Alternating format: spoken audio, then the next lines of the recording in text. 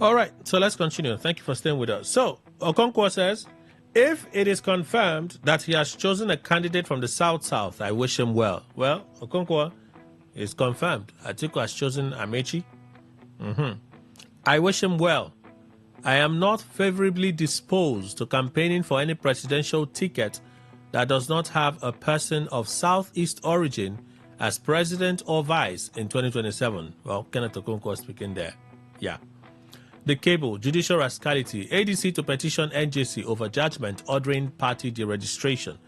The African Democratic Congress ADC has rejected the ruling of the Federal High Court in Abuja ordering its deregistration, describing it as an attempt to use the judiciary to undermine opposition parties. In a statement on Monday, Bolaji Abdullahi, National Publicity Secretary of the ADC, criticized the judgment delivered on Monday by Peter Lifu, judge of the Federal High Court in Abuja, in a suit seeking the deregistration of the party and 4 others. The ADC spokesperson further described the ruling as a threat to democratic governance, noting that the opposition party would challenge it through legal channels. We are deeply alarmed by the judgment reportedly delivered by Justice Peter Lifu of the Federal High Court Abuja in a case filed by the so-called National Forum of Former Legislators seeking the deregistration of the ADC and 4 other political parties. This judgment stands in direct conflict with constitutional principles and all known judicial processes and procedures.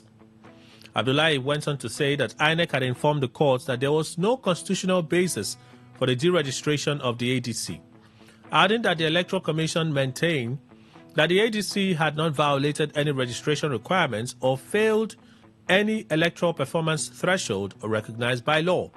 He also challenged or alleged that the judge proceeded with the matter despite a subsisting order of the Court of Appeal directing a stay of proceedings. The ADC finds it troubling that the trial judge was aware of a subsisting order of the Court of Appeal issued May 22, 2026, directing a stay of proceedings on the matter. The judge, however, chose to flagrantly and contemptuously disregard a clear order of a superior court. He further alleged that individuals linked to the ruling party were behind the case and described the development as part of a broader effort to weaken the opposition ahead of the 2027 elections. Any attempt to eliminate the country's major opposition party through judicial maneuvering, thereby sabotaging the political aspirations of hundreds of his supporters of his candidates, is a direct invitation to anarchy. This is why we consider this ruling reckless, provocative, and even incendiary. So there you have it. Adeleke reacts to the ruling. So I read Yuda's statement. I read from Premium Times, but this one is captured by the Cable. And then from Daily Trust, ADC, the registration order, democracy under siege, Atiku reacts to it. Former Vice President Atiku Abubakar, the candidate of the African Democratic Congress ADC, condemns the judgment seeking to deregister the ADC and several other political parties, opposition of course, describing it as a dangerous assault on constitutional democracy and further evidence of a coordinated effort to eliminate political opposition ahead of the 2027 general election. Atiku, in a statement issued by his senior special assistant on public communication, Frank Schwaibu, said the ruling should alarm every Nigerian who believes in democracy, political pluralism, and the rule of law, noting that the judgment was particularly troubling because it was delivered in the face of a subsisting order of the Court of Appeal, which had expressly stayed further proceedings in the matter pending the determination of an appeal. The judgment represents a dangerous escalation of authoritarian tactics and a blatant assault on Nigeria's democracy. So yeah, those are the stories for review this morning. It's our country, yeah? So we'll take a break. When we come back, we'll get into some of the issues, pay some bills, and just keep going. Stay with us.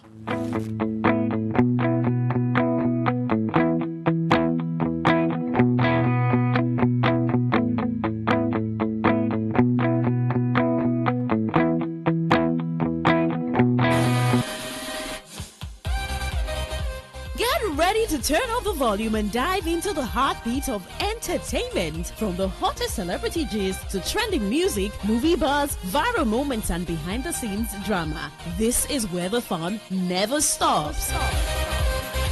Tuning to Entertainment Today, only on Today 95.1 FM, Voice of the People, your station for pure entertainment. Weekdays, 11:30 a.m. Entertainment Today, where your favorite stars and stories come alive.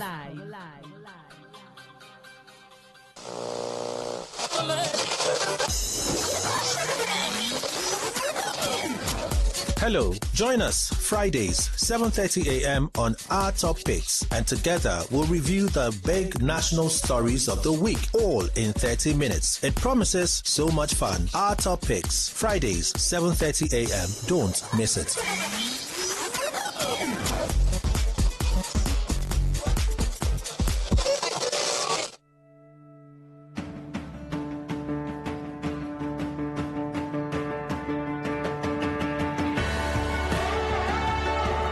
Education never ends, and we believe it starts even way earlier than most of us think.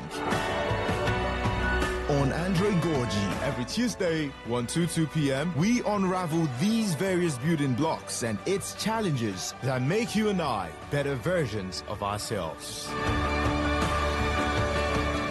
Andre Gorgie on Today 95.1 FM. Baby shark, baby shark, baby shark. Children are a beam of sunlight. On Kiddies Playground, smart is the new cool. We have interesting activities lined up for everyone, from storytelling to games to quizzes, where you get to win loads and loads of gifts. Do you have what it takes to compete and win exciting prizes? Then don't miss any episode of Kiddies Playground every Saturday at 7:30 a.m. only on Today 95.1 FM, where playtime comes to life.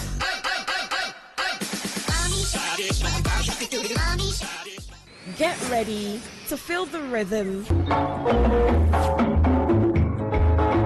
the groove, and the true vibes of Africa. This is not just music. This is high life. From the legends to the latest, we're bringing you the best of palm wine grooves, jazzy horns, and soul-stirring melodies.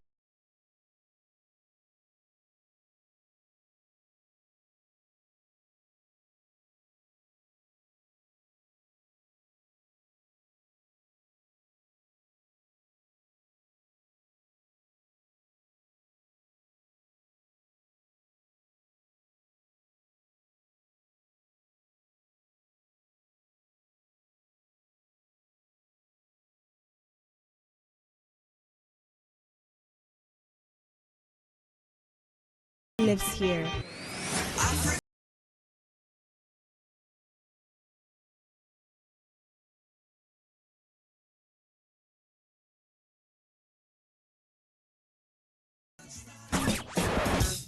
Live your truth. Express your love. Share your enthusiasm. Take actions towards your dreams. Talk your talk. And walk your walk. It was years ago. There's a statute of limitation on this stuff. Make today worth remembering as we discuss issues as it affects Nigeria moving forward. Talk that talk. Weekdays, 2 p.m. Exclusively on Today 95.1 FM Port Harcourt. Voice of the People. Looking to grow your business? Ready to elevate your brand and reach the right audience? This is your moment to take your brand to the next level with Today 95.1 FM. Your trusted voice, reaching thousands of listeners every single day. From startups to established brands, we create powerful advertising solutions that boost your visibility and drive real growth. Our affordable advertising packages are designed to give your business maximum visibility and real results. Don't just advertise where people are listening. Call us today on 0818-389-2850 or visit our station to book your slot now at Today FM Drive off East West Road, Obiapo. Today FM 95.1. Your voice, your market, your success.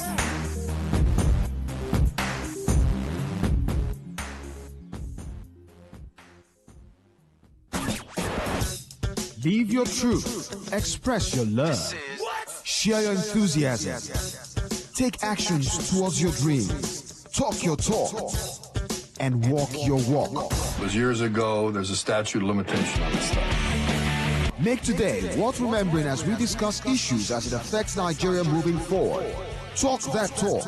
Weekdays, 2 p.m. Exclusively on Today 95.1 FM Port Harcourt. Voice of the people. Today is business. Today is a new trend for your businesses. We give you all the information you need to grow your business, new ideas and innovations that keep you earning more and staying relevant. Every day, we engage in business, buying and selling, trading, and exchanging of services as individuals or as a country. Money goes round, it goes up and down. But have you ever wondered what business is all about? And have you ever wondered how you can stand out in your business? Today FM has got you covered every Wednesday between the hours of 1 p.m. to 2 p.m. Learn all you need from professionals on how the country runs its business affairs and how you can be an outstanding entrepreneur and grow your business. Business Today. 95.1 FM, Voice of the People. And we're back. All right, thank you all for staying with us. We'll wait for panelists to settle in. I'll just take some of your contributions. A very good morning, Kelly, and my respected guests. We provide light, water, security for ourselves, no good road, no good hospital, too much hunger in the land, and 2 trillion naira is shared among the 3 tiers of government. God day. Austin George from Rumomoy. That is your contribution. Thank you, sir. Let's take some more reactions this morning. Okay. Someone says, I hope it's related. On the deregistration of the ADC, you see, while some Christians spend their nights praying for peace and progress in this country, some individuals and some of our institutions are head-bent on destroying the country because of their selfish gain. Eat today, forget tomorrow. It's very dangerous. J. Amadio from Ozoba, your contribution. I have consistently maintained that judiciary shall, if not checked, cause a disaster, civil unrest in the country, and it's a dangerous manifestation, and it's dangerously manifesting. The ruling party and those judges should know that when the rain starts, it doesn't rain on one roof alone. Mr. Dennis, your contribution. One thing is sure, some desperate politicians who believe their cover protection depend on federal might and institutions and must do everything and anything to manipulating to keep the ruling party.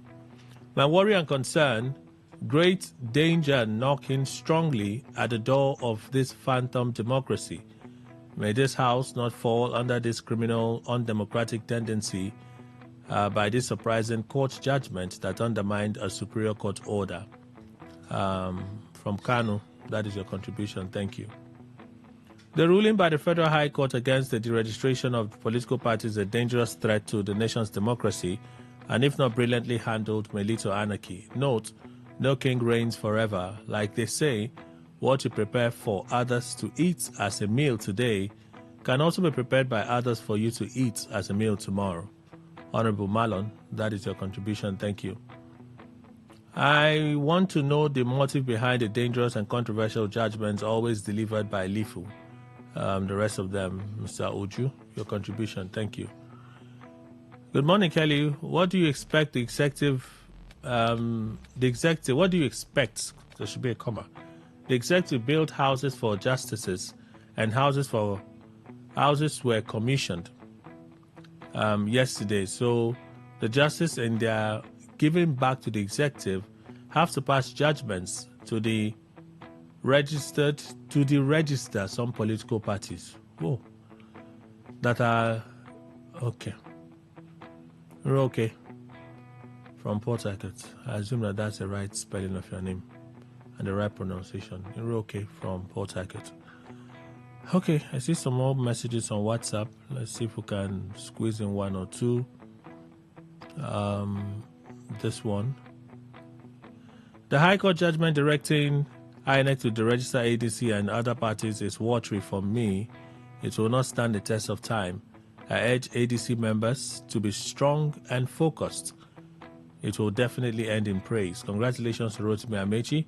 Hard work pays. Aboyo Kinsley from Rumokuta. That is your contribution. Let me see if I can do another one quickly.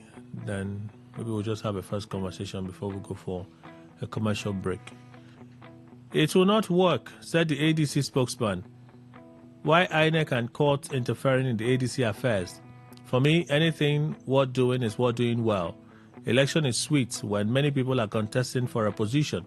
That's why it's called elections. So, APC government led by Tinubu can't impose one-party system just for him to carry go like that. While the setback from the judges against ADC party, God is watching. Engineer Madi Soki from Rumo Parale Akwa community, that is your contribution.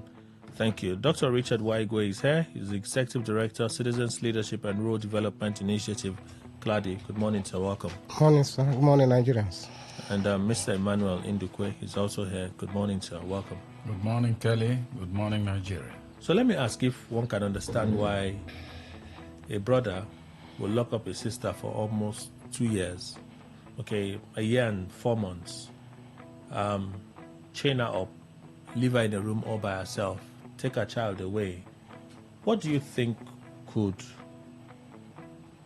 propel someone to act that way? Dr. Waigwe? I don't have the background history of the story. The police arrested a man in Abuja who locked up, chained his sister in a room and locked her up. Chained and locked up his sister in a room for 1 year and 4 months. They're still investigating, and I'm wondering what was playing in his head. I've heard stories of fathers doing that. I saw a live documentary where a father did that to his child for years. I think that was for over 8 years in the US. And somehow the girl managed to escape. But this one happened in Abuja. His name is Chinedu. For me, I think this one should either is a psychological problem or a spiritual problem, because it's beyond discipline. The two things I'm looking at it is either it is a psychological problem or a spiritual problem. The first one, maybe is the man sound? Has he been examined and proven to be mentally okay? So that may be a problem. But if that is done and is confirmed that it's okay, then there is a spiritual undertone to it. Yes, because for you to keep somebody for, I'm not talking of even 2 months, even 2 weeks, for 1 year, 2 years, something must be happening. You kept it there. Maybe that's your coven from time to time and nobody sees it and it has been playing the role it's playing for you. But apart from that, you can't justify such in a civilized country of ours. That you maybe for issue of discipline. No, nothing can justify that. So for me, that's it. Mr. Ndukwe? Kelly, in summary, I think it's a massity, great wickedness. Absolutely. For me, the way I look at issues. Because, yes, God, the Creator, said we should discipline one another. And God even disciplines humans He created. But it won't go to an extent. I don't know how many years you said the man locked up the child. 1 year and 4 months. His sister, not a child, okay, his sister. The sister. Can you imagine that, Kelly? Whether sister or child or brother, whatever, the discipline is too much. Now, like Dr. Mwigwe says, I agree. I tell you, it might be psychological problem on the man or a spiritual one, because it's very hazy. The reason is hazy completely. Even the man, if he's hearing whatever we are saying, wherever he may be, he's in police custody. Good. That's where he belongs. He should be. In fact, he should be locked, and then maybe after 10 years, and let him. You know that God also approves that we respect authority, superior authority, that government. Now, if your child does something that is unbearable and you've tried the much you can, hand him over to the police. Let them keep him. Perhaps in Nigerian way, you give instructions as to where to go, that the boundary, this decent boundary, so that they can't cross to the indecent boundary. And they will keep him or her there. Of course, with such discipline, it might be easier to achieve obedience from the authorities than you, the parents. But your sister, I don't even understand, or your brother, I don't understand the meaning behind that. And that's why I say it's easy. So for me, it could be a psychological problem or a spiritual one, whichever, only that man knows. Like Dr. Wigo said, I think, you see, that room, that means no other person came into that place. Maybe himself will be going there. Are you sure that room is not a coven? I think, what kind of thing is that? Sometimes the man should be brought out, tied, and people will be paying homage to go and look at him. I'm telling you, I don't understand this kind of thing. I'm telling you, I don't understand. Okay, so we're due for that break. When we come back, we'll continue. Please stay with us.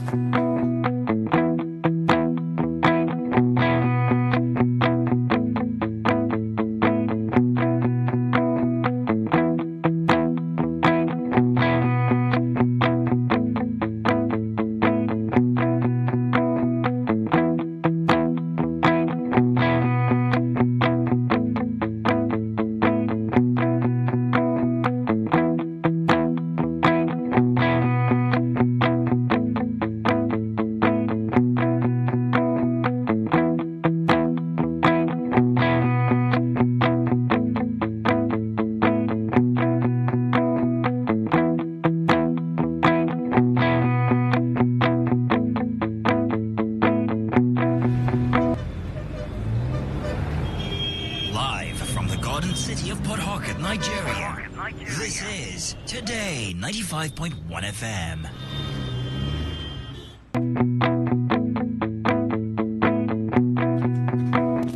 All right, thank you for staying with us. We have guests this morning from Vantage Markets joining us. Good morning, madam. Welcome. Good morning, and thank you for having me. Kindly introduce yourself and Vantage Markets.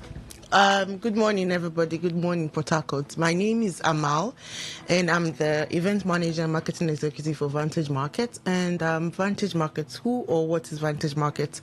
Vantage Markets is a brokerage firm that offers you a platform to trade in the financial market. So we bridge the gap between you and the financial market by giving you the tools needed, like education, like I said, the right platform, the right strategy. And we'll be having the Smart Traders Workshop on Thursday, 18th of June at Golden Tulip Hotel, number 1 Ever Road, Port Harcourt. And we're here to tell you how you can make consistent profits while trading in the financial markets. So what is the Smart Trader Workshop about? Okay, so the Smart Trader Workshop was birthed 2-3 years ago when we found out that a lot of people are not trading right. When I mean are not trading right, they're not using the right strategy, they're not following the right for lack of better words, instructions. They're not using the right platform. So we created the Smart Traders workshop. We've done it here in Nigeria. We've done it in South Africa as well. We've been able to consistently help over 10,000 clients of ours to be able to trade profitably in the financial market. So what we do is we create a strategy for you. We give you the strategy, we give you the tools, we give you the education that helps you become profitable, that helps you in the right path. So a lot of people are greedy when it comes to trading. Most people do not know the right thing to do when they are trading. So we came up with a Smart Traders Workshop. We started with Lagos, we went to Abuja, we've gone to Port Harcourt, we've gone to Benin, we've gone to Enugu, and now we're back to Port Harcourt again, as well as South Africa. I've been able to help people all this while to be able to become profitable. So we are here again in Port Harcourt to show you these same strategies where we've redone and we've made it more better to enable you become profitable while trading in the financial market. So why are you back to Port Harcourt? Our people are here. The people are here? Our Port Harcourt are our G's. You think the people of Port Harcourt are excited about this message? They are, because we got good responses yesterday. So It means they are excited. So you're fired up. I'm fired up, exactly. So how can people indicate interest with part So for you to register, like I said, for you to register yesterday, you need to send PH1. So we know you're coming from Today FM. Send PH1 to 090-6059-3552. Send PH1 to 090-6059-3552. 090-6059-3552.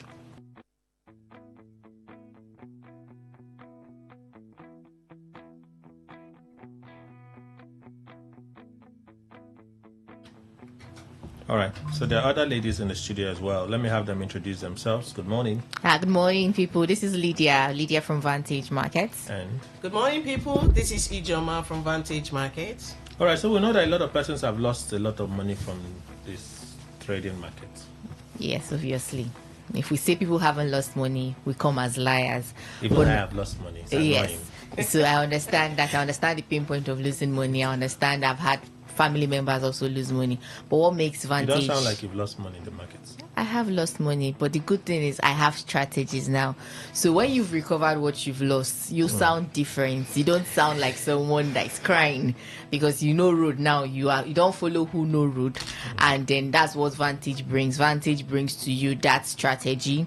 Not just that, we are also a regulated and licensed broker. One thing we're not offering is fixed ROI, fixed returns, because once we come to the market and start preaching fixed returns, you should be skeptical, and we're not preaching that to you. Okay. We are telling you that we're giving you strategies that you're going to follow, and then we're also going to give you the support and all the necessary things you need for you to be able to do this and do this well, not just do this.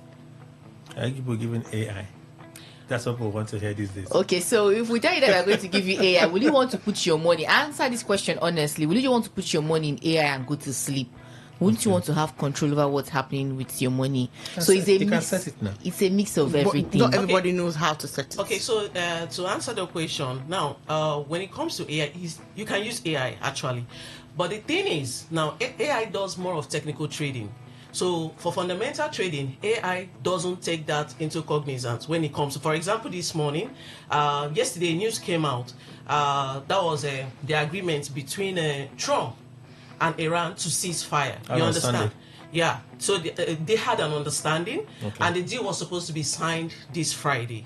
So if you're the type that follows Trump, you know that Trump is always erratic when it comes to announcing deals. Like when there is an agreement, I feel like he's always excited. Will I say it's because of his birth month, June? There's always something about his excitement. So he was already excited about the deal that, okay, he's going to cause the Strait of Hormuz to be opened, which is the major sea for the outflow of crude oil from Middle East. Now, that news sent a positive sentiment in the market, which brought what? A gap down in the market. Crude oil sold. Fell. Yeah. Drastically. Yes. So then this morning I woke up because I trade crude oil a lot, and then there was a gap up. Oil started buying.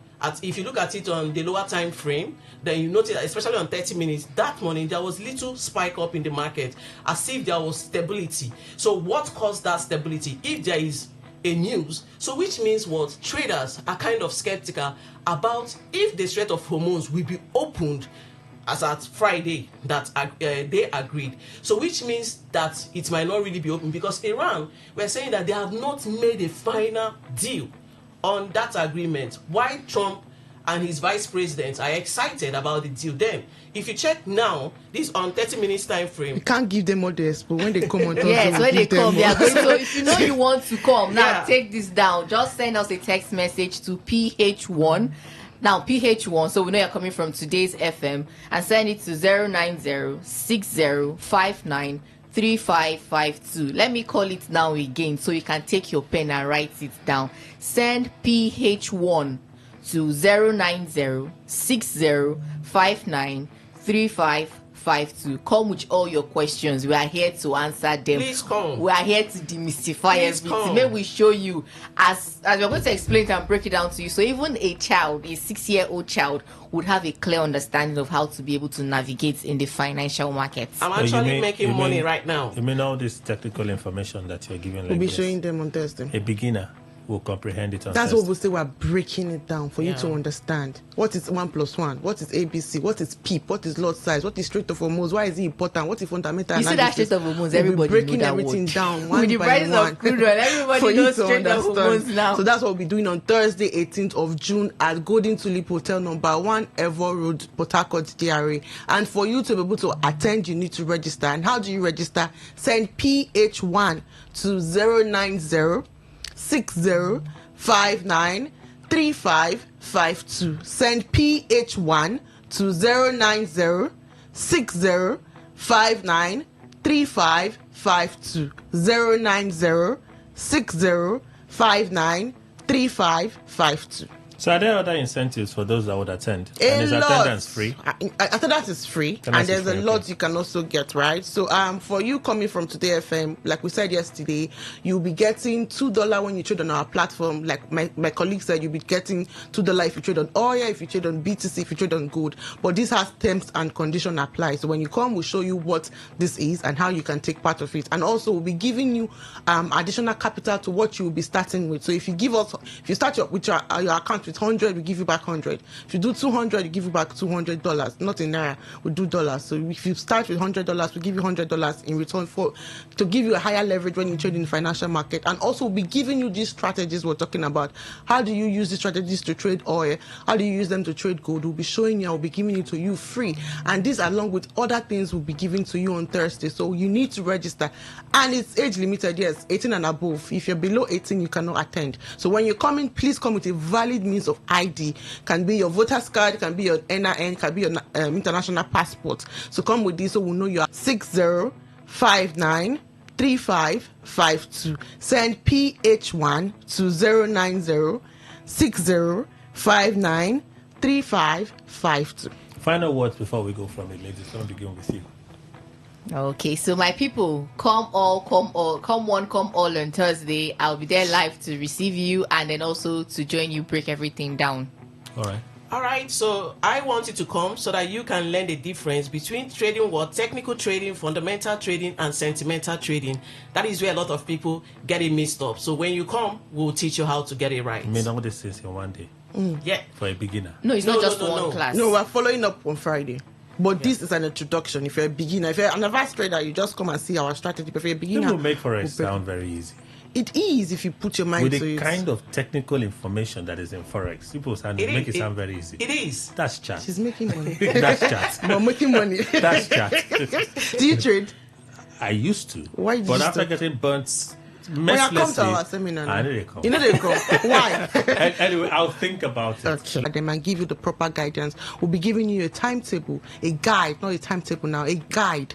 So if you have, you want to start small, we have a guide for you. You want to start big, we also have a guide for you. So come and see how our clients have been doing for over 15 years All right. and be a part of it as well. Thank you. Well, very I just much. need to add this. So someone doesn't say because Kelly says it's not going, means that Forex is all bad. People can't succeed. I know people that succeed in Forex. Yes. I haven't succeeded. So you could be the one that succeeds in Forex. Why not give it a try? Right? Thank you, ladies, for making Thank the you time. very much. We'll return to our conversation in a bit. Please stay with us.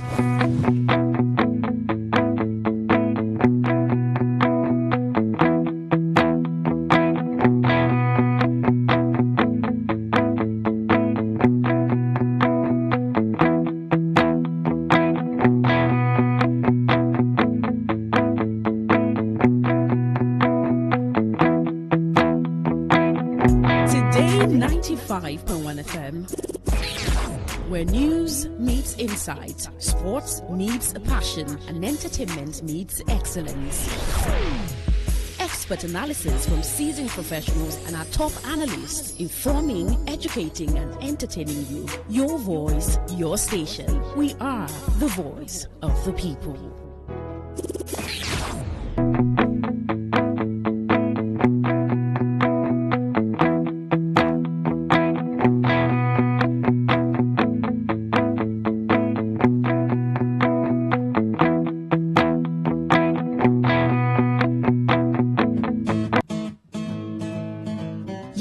not realize it, but do you know you can always show your love for others with simple gestures? Here are some of them. Always look for the good in people. There are two sides to every story. We have our good and bad sides. So, look for the good in people. Focus on people's potential. Everyone has potential. So, rather than put them down, help them realize it. Choose to love. If you're given an option between giving love and receiving love, choose giving because that is a more practical choice. Treat everyone as equals. This means letting go of all the prejudice and partiality. See people for who they really are, not their jobs, not their apparels or bank accounts. If everyone does this, then the world will be a better place. Love yourself. You cannot give what you don't have. So, before you try to love other people, love yourself first. Forgive. We all make mistakes. So, whether it's a family or a stranger, the best way of showing love is forgiveness. Everyone deserves a second chance. Show compassion. Care for other people. Care for what they are going through. Do what you can to help. Give back to the community. Remember that a single drop of water can cause countless ripples. That donation, no matter how small, can inspire others to do the same. Smile, even to strangers. Remember that you're never fully dressed without a smile. So, do not underestimate the power of a smile. Not only does it lighten up your face, it will also brighten up another person's day. Be the spark of positivity you want to see. When you smile, the whole world smiles with you. This message is brought to you by Today95.1 FM, the voice of the people.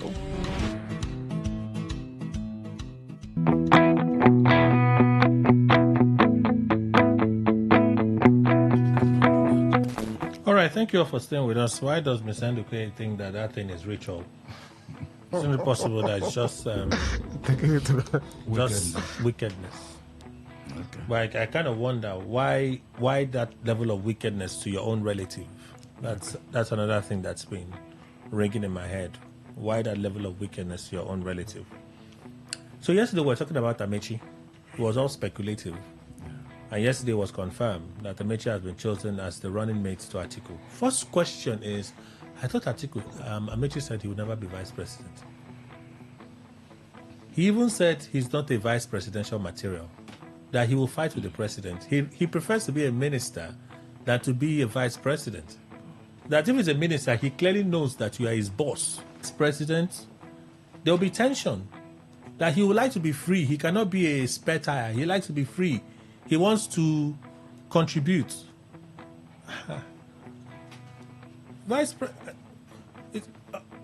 I don't know. Are you surprised that he agreed to be VP to Atiku Abubakar, Mr. Andukwe? No, I'm not surprised. After all he said? No, I'm not surprised, Kelly.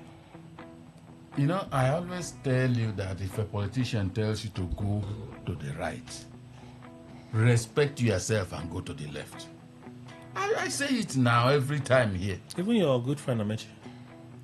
You see, Kelly, I said a politician, and that did not or does not remove anybody. You mean including your good friend Amechi? I know what I'm asking now. Now, what he said, there may have been reasons why he said that. When he said those things? Yes, but I'm also saying that those reasons or that reason that made him say that, because he's a politician, because that's the summary of it is that politicians don't hold fast to whatever positions they pronounce or they make known. And that is exactly what he has done. Now, if you check his style, there are those who will also tell. In fact, what have politicians not done? They can tell you anything you listen to a politician tell you, Kelly, and you bank on that. You do that at your own risk, because a politician could tell you, if anybody comes here and gives you money, don't take it. I tell you, don't take it. Everybody will now say, okay. Incidentally, as he leaves, another person busts in and then starts sharing money. Nobody will take. He will go outside and collect the whole money from that man. That same person he said, no, he's an anathema. If he gives you money, don't take. He will take that money from that anathema. So I think it's what, maybe that trade, that's what governs it. Because I'm not part of them, I won't know why they are doing so. But I will only try to respect myself. If a politician tells me to go to the right, I will respectfully, because you know there are money bags. If you violently say, no, I'm not going to do it, you might see what you didn't bargain. So respectfully, I'll wait. Once you give way, I'll take to the left. Simple. Dr. White, Kelly, what do you want me to say than that? Mr. Kelly, I think we'll discuss this thing at that particular point in time, and we agreed that it's a political strategy for him to raise his value up, the bargaining process. He was trying to market himself indirectly. He used it as a political strategy. So those things he said, I think facts confirm that it's a political strategy. Is it suitable for VP, for Atiku? I think that's best for him.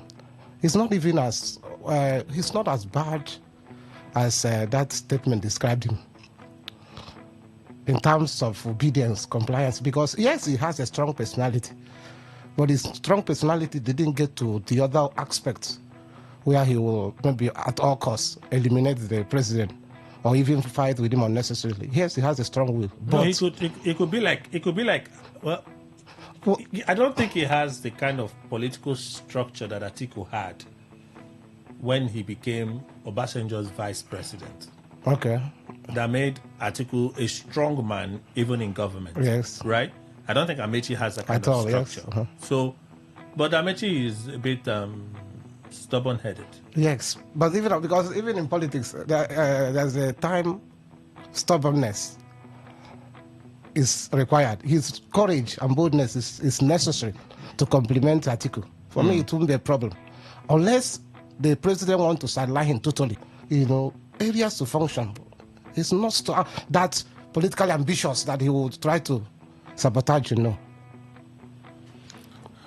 So the other thing I'm thinking here, yes, Mr. Dick. You see, Kelly, I don't know this issue of strategy. I don't know why strategy is just gathering all the garbages.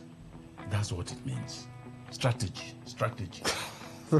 That strategy that will strategize and A becomes C. No, I have no business with that. See, if A is A and is confirmed A, it remains forever as A, unless those who fabricated it, changed it, and it was consensually agreed that yes, change this A to C. Before, if you produce it to be C, you say, yeah, that's that A we transformed to C the other day. You are telling me that, he said, is it you or Kelly that mentioned that it's better for him to be minister? He said so. He said so. Good, he did. And then you are telling me it's a strategy. Well, the strategy, let that kind of strategy, I load that kind of strategy. Let it go. Because A remains A. Sorry, can I? Yes, you can. So what I'm saying, I think you owed your wife when you were trying to marry her. You see, for instance, and let's just use that. Most times, maybe he did. Yes, not. maybe if you didn't, maybe just called her and told her go marry her. She just agreed. You can see that if you are if you hold you discover that sometimes you see a woman will be in love with you. And one way or the other, the first thing you want to talk with her, she said, the strategy, I'm not interested. Pretend. So by the end of it all, you discover he's interested. That's exactly what, for me, I felt that Amechi did. And that's why I told you. This because, yes, you discover that within yourself, you can know. If you have been reading his psychology. And body language. And his body language, you know that his assessment, objective assessment of himself, Amechi wouldn't have felt that he would defeat Atiku.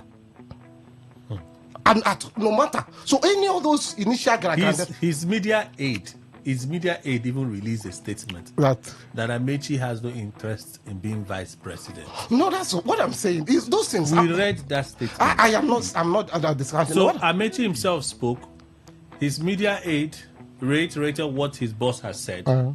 He came back, emphasized on it again, even quarreled with a TV presenter, told the presenter, will you stop that rubbish? He said, stop that rubbish.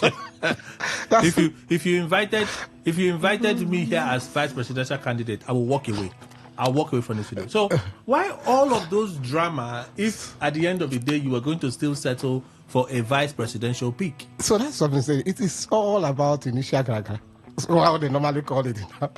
So, but he knows there was not by magic for him to defeat Atiku. Kelly, not by magic. So he, no matter what, they must have advised him. The caliber of Atiku, you must have known that. So those things, intentionally, political strategy to raise his bar, to raise his value high. So at the end of it all, so that at the end of it all, among others, I will be picked. You see, Kelly, so he won't tell you. That's what I want. I value Amechi, to be frank. That's why I call him your friend. See, if Amechi were the one that reported something, condemned something about Deborah's killing in Sokoto or wherever, because of election and all that, Amechi will not bring down that post. He will not. If I were part of those that brought them, they'll bring Amechi over him. It doesn't mean he will become, unless others join me. But for me to tell you that somebody I look at being independent-minded, because sometimes it's needed, will now say, I'm not going to be vice, I'm coming, and later on, the man becomes vice, and he accepts. Maybe that's political. I have not learned the rope, and I don't intend to do it any day. If we look at the political calculation, a vice presidential pick is not just to complete a ticket. Yes. Is a way of penetrating the areas where the candidate may not be able to get to. Obi Kwankwaso. Obi believes that Kwankwaso will give him more inroad into the north. The Muslim ticket was a political strategy because of the influence of Shetima to penetrate the north. So Amechi is supposed to be that inroad for Atiku to the south, east, to get the numbers. When you have a Peter Obi on a ticket of another political party. Well, in the South, yes. So long as there is a Peter, whichever way one looks at it, you see, it is a dirty game. That's my opinion. Others may see it as a the cleanest game. There are those who are politically dirtier than Amechi in the South. But everybody listens to them. Almost everybody, let me put it that way. So Amechi has that clout of maybe having listenership in the South. Here election that Amechi and Atiku are going in the Southeast, no. There may be those who admire him. Many of them, as you can see that the primaries also proved. But to make inroad and then... We'll take a break, pay some more bills. When we come back, we'll continue. Please stay with us.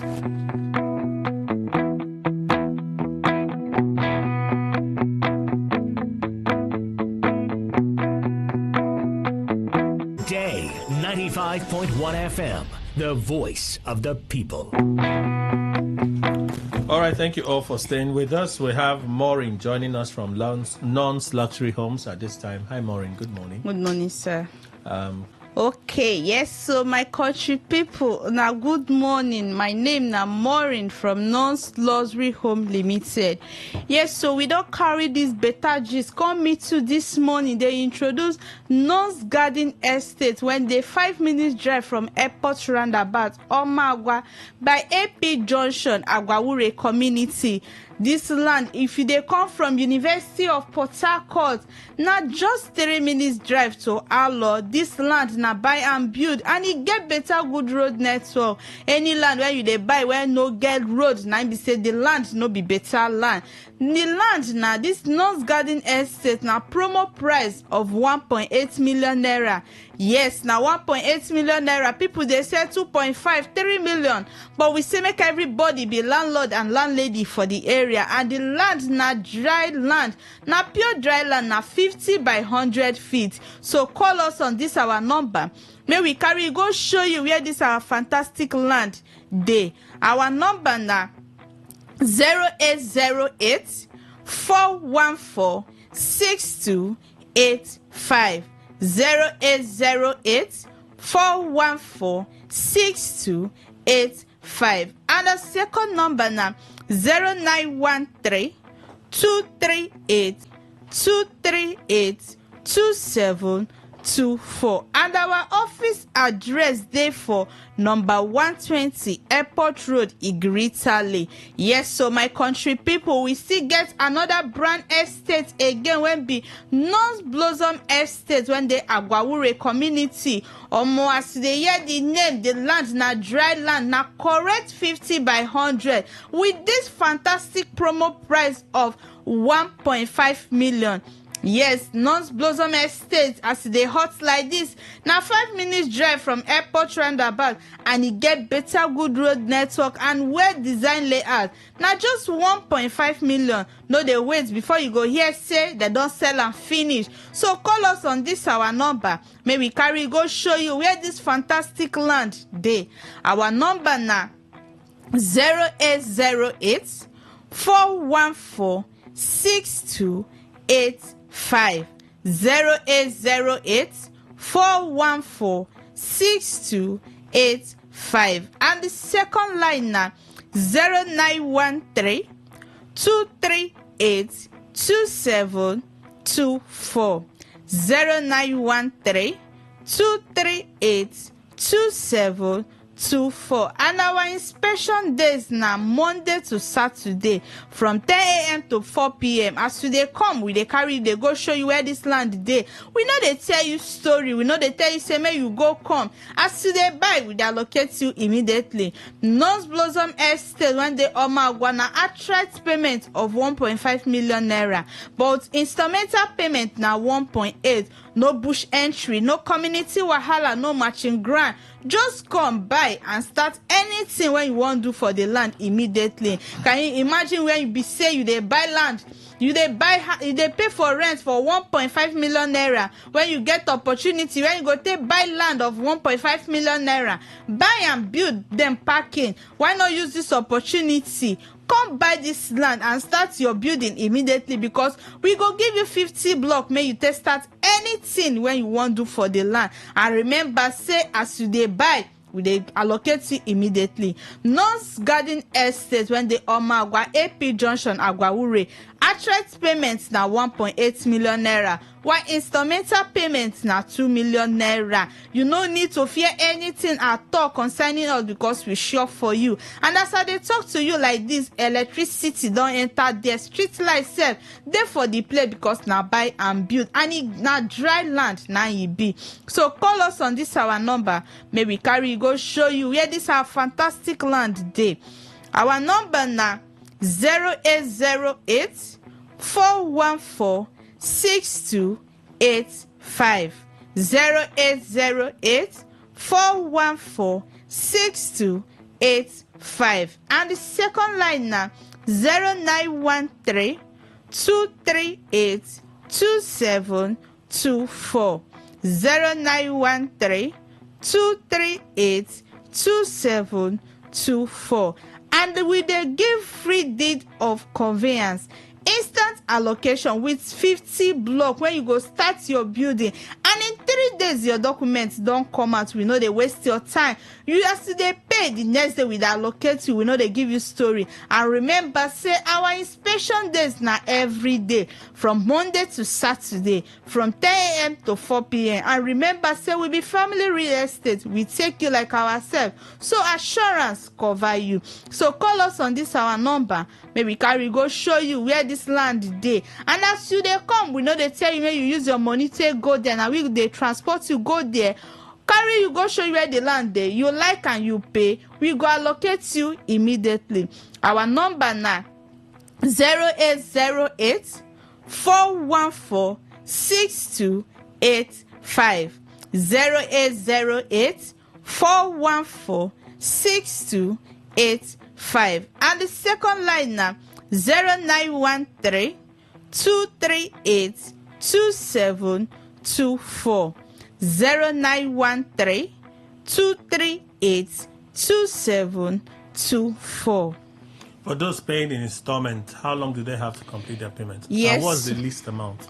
Okay, yes. So, like for people who say they no feel pull everything when they their account at once, they buy land. Then fee start as low as 1 million. Then we go help them spread them for like 3 months. Waiting they go pay for the one of 1.5 million naira now 1.8 million, and for the one of 2 million naira, the one of 1.8 million for non-garden. Waiting then go pay now 2 million naira because now instrumental payment now then do. Okay, the documents that you give. Yes, so we they provide free deed of conveyance, instant allocation. Then our surveyor will be the person when we say now go allocate the land for you. Then we will still give you 50 block. May you take do anything when you want to for the land. Okay. Again, where are the properties located? Yes, so Nose Garden Estate, therefore, by AP Junction, Agwawure Community, Omagwa, now 5 minutes drive from Airport Roundabout. That one when they sell for 1.8 million naira. Then Nose Blossom Estate, now still 5 minutes drive from Airport Roundabout, Agwawure Community, now just 1.5 million naira. Now in the land be. All right. Again, why should people trust nuns? Yes, so Non's luxury home na land na estate when be say then sure for you, and they value you well. Where the land where you buy for our hand no go enter water because we be family real estate. We take you like ourselves, so assurance cover you well and no they waste time because the land when you buy for our hand no go enter water. All right, phone numbers again, physical address. Yes, so our phone number now 0808 414 6285. 0808 414 6285. And the second line now 0913 238 2724. 0913 238 2724. And our office address therefore number 120 Airport Road, Igritale. And remember, say land na asset, why rent na money taker. How about your inspection days? Yes, so our inspection days na Monday to Saturday from 10 a.m. to 4 p.m. As they come, we dey carry go show you where the land dey. And it's free, yeah? Yes, everything are free. Now just that your 1.8 and 1.5, now we just need the land na your own. Thank you so much, Maureen from Non's Luxury Homes, for making the time to be here. Thank you, sir. The news update next. Please stay with us.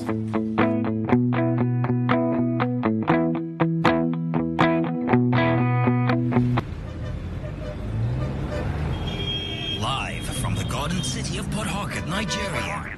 This is Today 95.1 FM.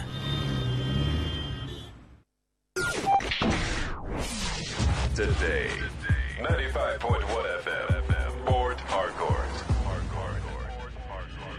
News update. A very good morning to you. Here's the news update on Today 95.1 FM. I am Kelly Ikemenjima. The federal government has unveiled plans to deploy a nationwide digital postcode system aimed at improving national security, enhance emergency response, reduce fraud, and strengthen Nigeria's digital economy.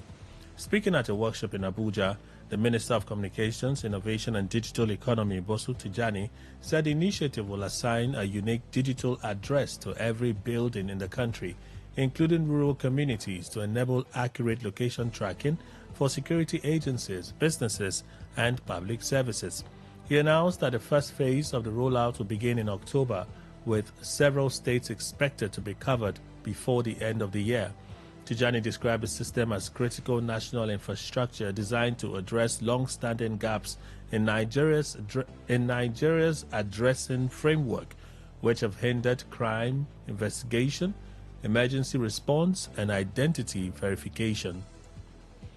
The Young Progressives Party YPP has urged the federal government to urgently identify, arrest and prosecute individuals and organizations financing terrorism in Nigeria, warning that insecurity will persist without dismantling the network sustaining violent groups. Speaking in Abuja, the national chairman of the YPP, Bishop Amakri, criticized successive administrations for weak political will in tackling insecurity, expressing concern over the continued attacks, kidnappings, and the rehabilitation of repentant insurgents under Operation Safe Corridor, while victims remain in displacement camps. Amakri also questioned the effectiveness of the estimated 25 trillion naira spent on defense over the past decade, calling for stricter parliamentary oversight and a full investigation into past security expenditures.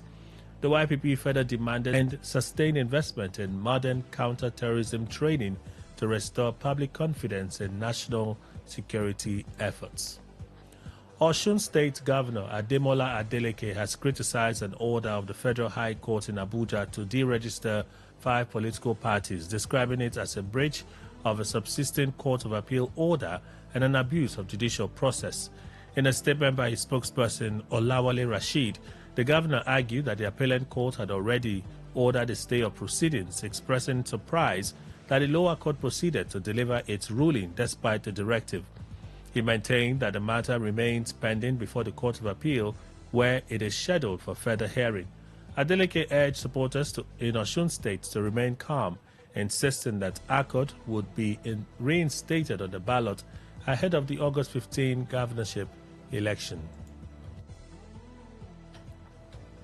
On the foreign scene, U.S. President Donald Trump has announced plans to hold a major rally in Washington on July 4 as part of celebrations to mark the 250th anniversary of the United States. The event, themed Tribute to America, will take place at the Washington Monument and the Lincoln Memorial, featuring military flyovers, air shows, fireworks, and a keynote address by the president. The July 4 gathering will follow a June 24 concert event that Trump said would kick off a summer-long celebration of the nation's founding. According to the president, the festivities would include performances by military bands, tenor Christopher Machil and singer Lee Greenwood, alongside demonstrations by U.S. military aircraft. The announcement comes after several artists reportedly withdrew from an earlier anniversary concert series, citing concerns over the event's political nature. And that's the news update on Today 95.1 FM. Good morning. Thank you for your time. All right. All you need to know about this one is that 95.1 FM. Such a unique style.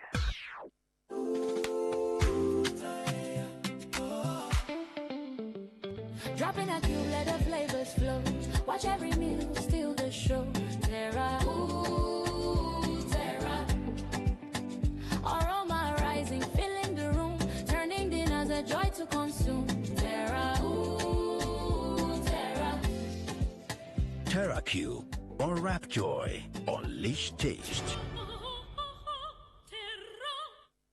Mom's love is pure. It's so she does. Mom's special jollof. It's a smile on your face. Mom's yummy fries. Cheers you up. Mom's tasty stews.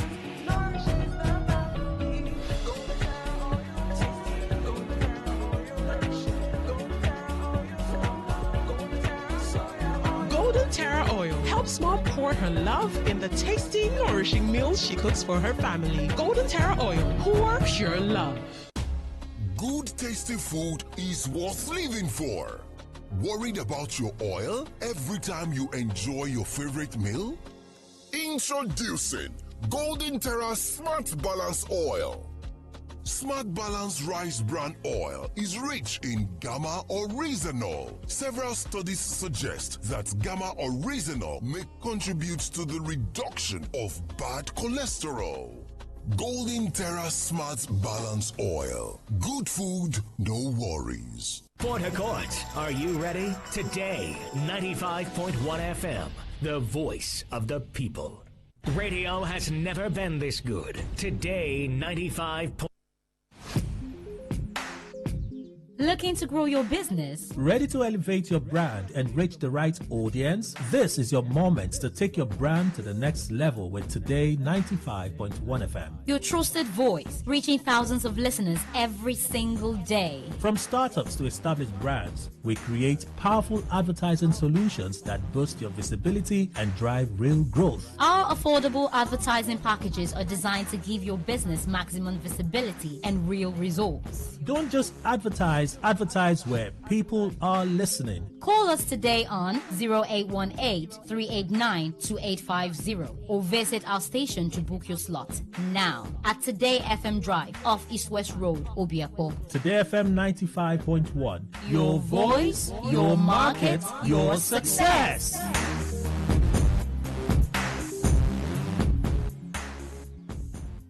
Get ready to feel the rhythm, the groove, and the true vibes of Africa. This is not just music. This is High Life. From the legends to the latest, we're bringing you the best of palm wine grooves, jazzy horns, and soul-stirring melody.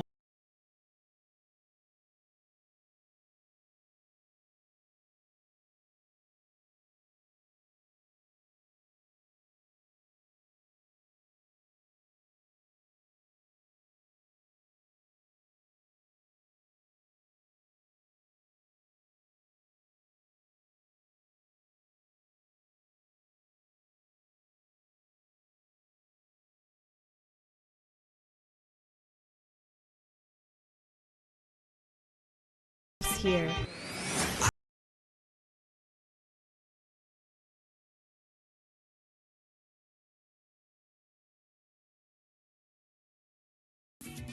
Baby shark do do do do do baby shark do do do do do baby shark.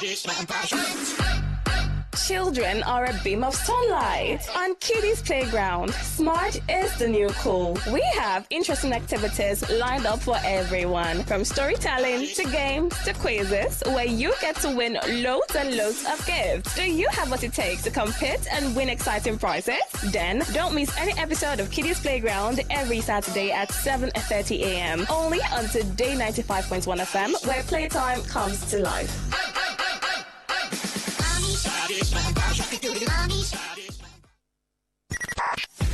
95.1 FM, voice of the people. And we're back. All right, thank you all for staying with us. Let's stay in the market for a bit. We have Mr. Prince Ochidi from Trade to Retire joining us this morning. Trade to Retire Academy, where we try to teach people everything that has to do with Forex. In short, basically, we try to see how we can help people make money from the financial market, especially having gone through a series of failing in the past. So we are coming with that sense of hope and sense of confidence that since we are succeeding at this, we can also pass on that knowledge to you. Yeah. So you don't trade for people? No, we don't trade for people. But you trade? Yes, of course, you cannot give what you don't have. Yeah, so there's no way you can teach trading if you're not a profitable trader. Quote, profitable trader. So Trade to Retire is the profitable trading firm? Yes, that has been built to now teach people how to be profitable. So you only teach? Yes, we only teach. So if someone wanted to trade with you, was there a possibility? So when you say trade with me, like give me money to trade. What you people call copy trading? Okay, yeah, copy trading is actually different from investing in someone to trade for you. Okay. Copy trading is a case where you're impressed with my result and you just want it replicated in your account. I have no business with your money. I only have to be consistent in my progress as a trader, and then it just reflects in your own account. And why copy trading makes so much sense is maybe you're not even impressed with the results. You see, you can decide to just take your account off the copier. Okay. Yeah, so copy trading is you are copying someone's trade, maybe because you don't have the time or something. So yeah, that's how copy, but we haven't launched the copy trading yet. So it is just there, you see. All right. So there's an event coming up shortly? Yes, on 18th, 19th, 20th of this month. You can say I'm very relaxed. It's one of the biggest events we have really held in Port Harcourt. Straight to Retire is actually a year and 2 months now. So this is KCP like season 3, right? So we want to show people that they can succeed. It's going to be held on the 18th, 19th, and 20th of this month, where we are going to show people how to actually kill this market that has been a stumbling block for a lot of people.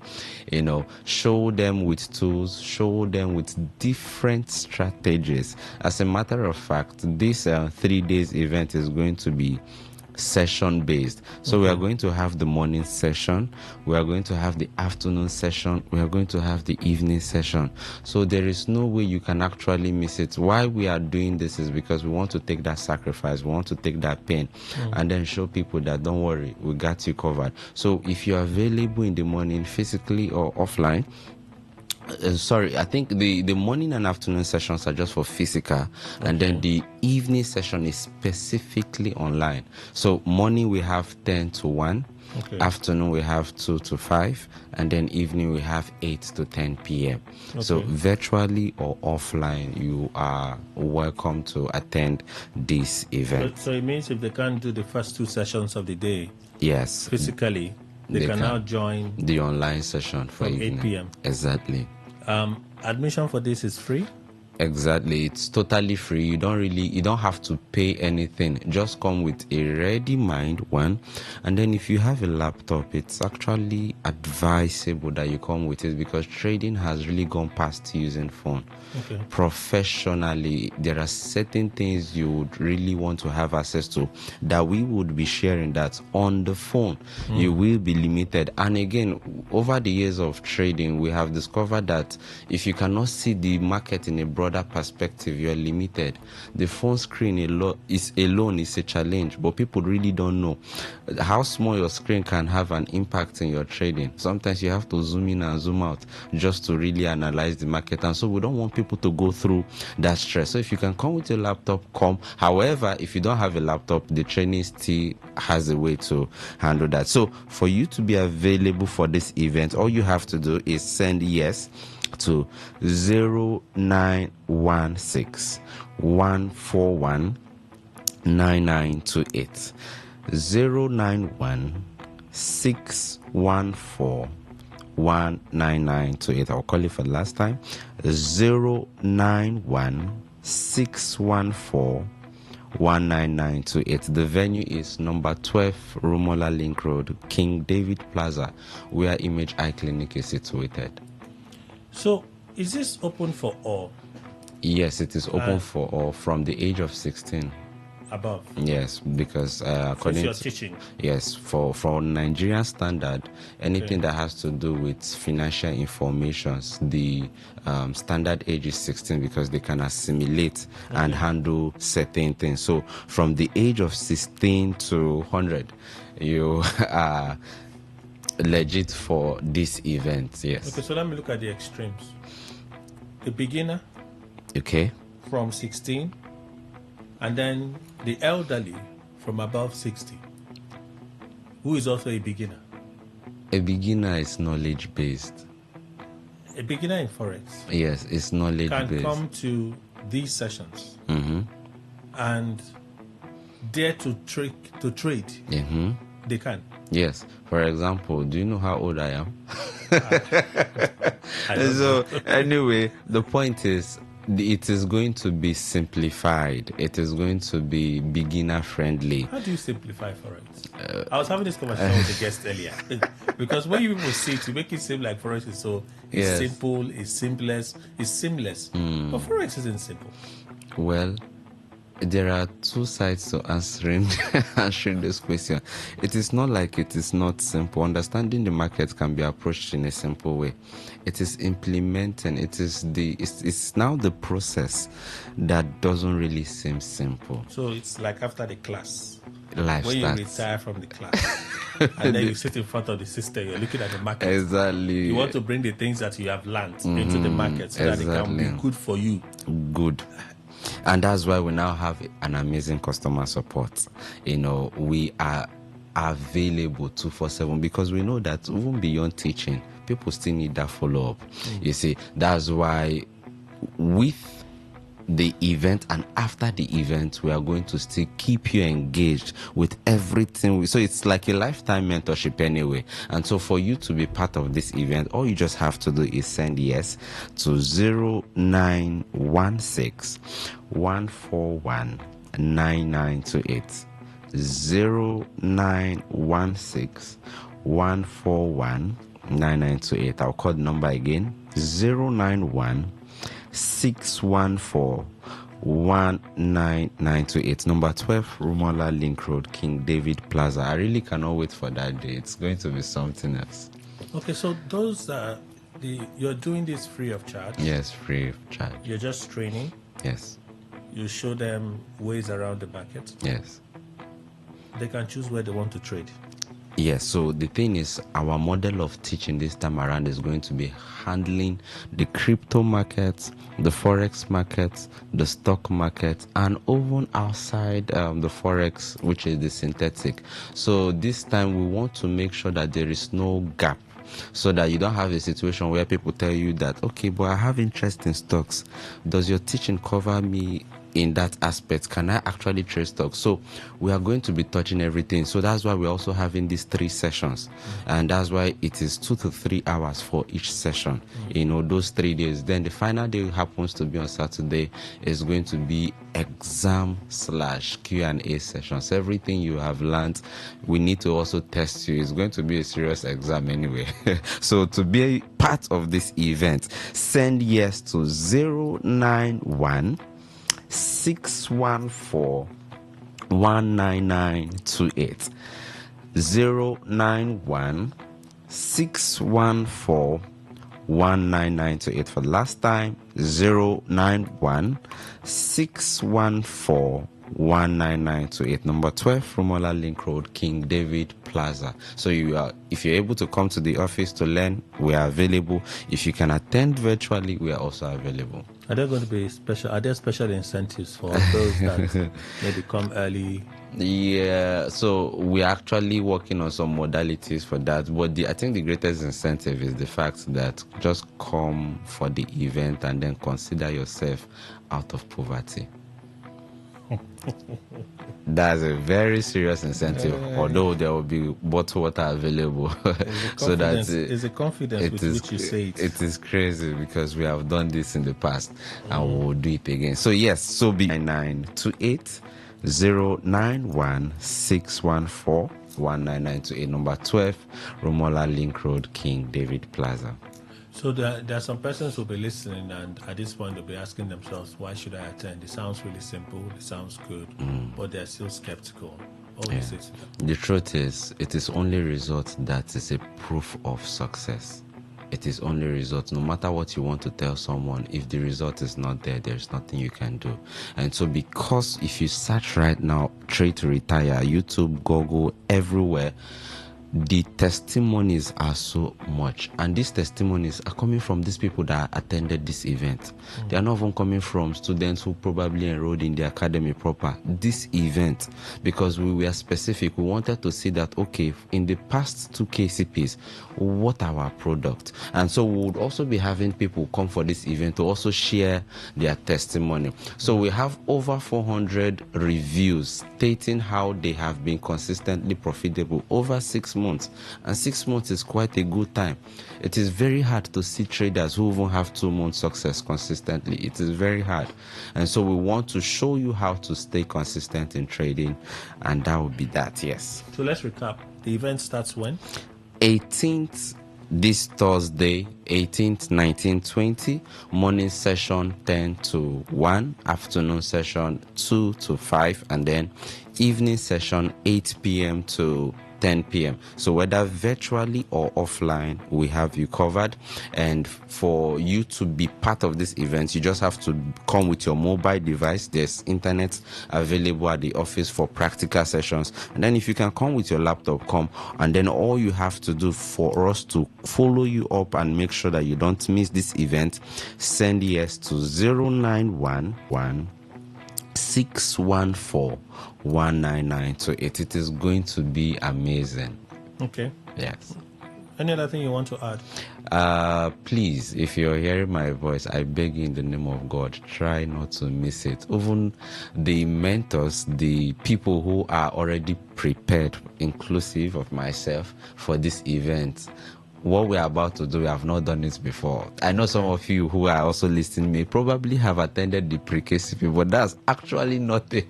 So if you can make yourself available, you will see what you've never seen before in trading, in the history of Port Harcourt, Nigeria, Africa. And because we are already a success, and so let's show you how to succeed in the market. The confidence is mad.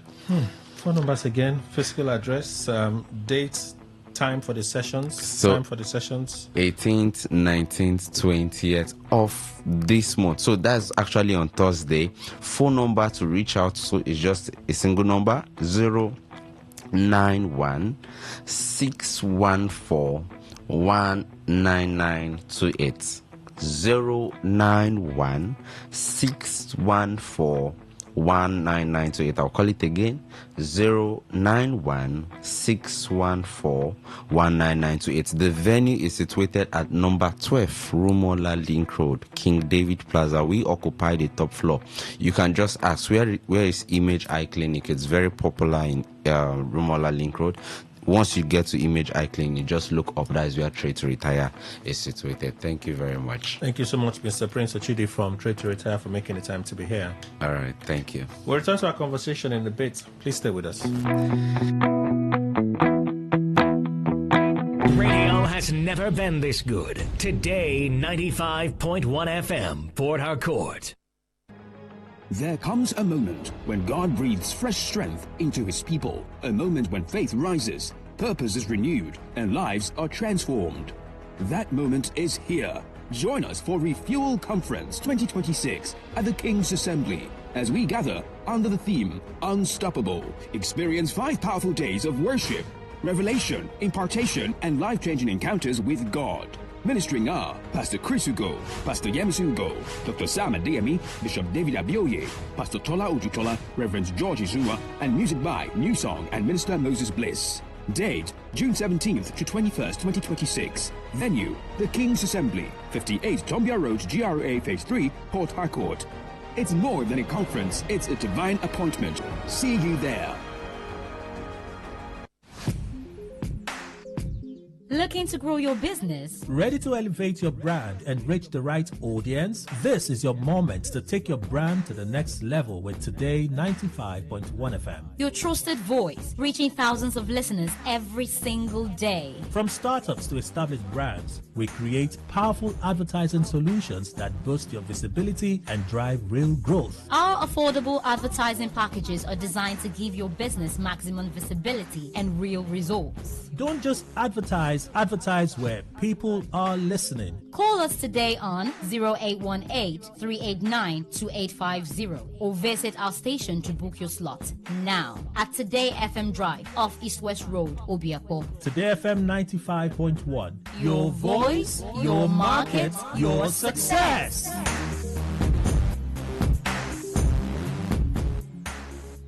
Today 95.1 FM, where news meets insight, sports meets passion, and entertainment meets excellence.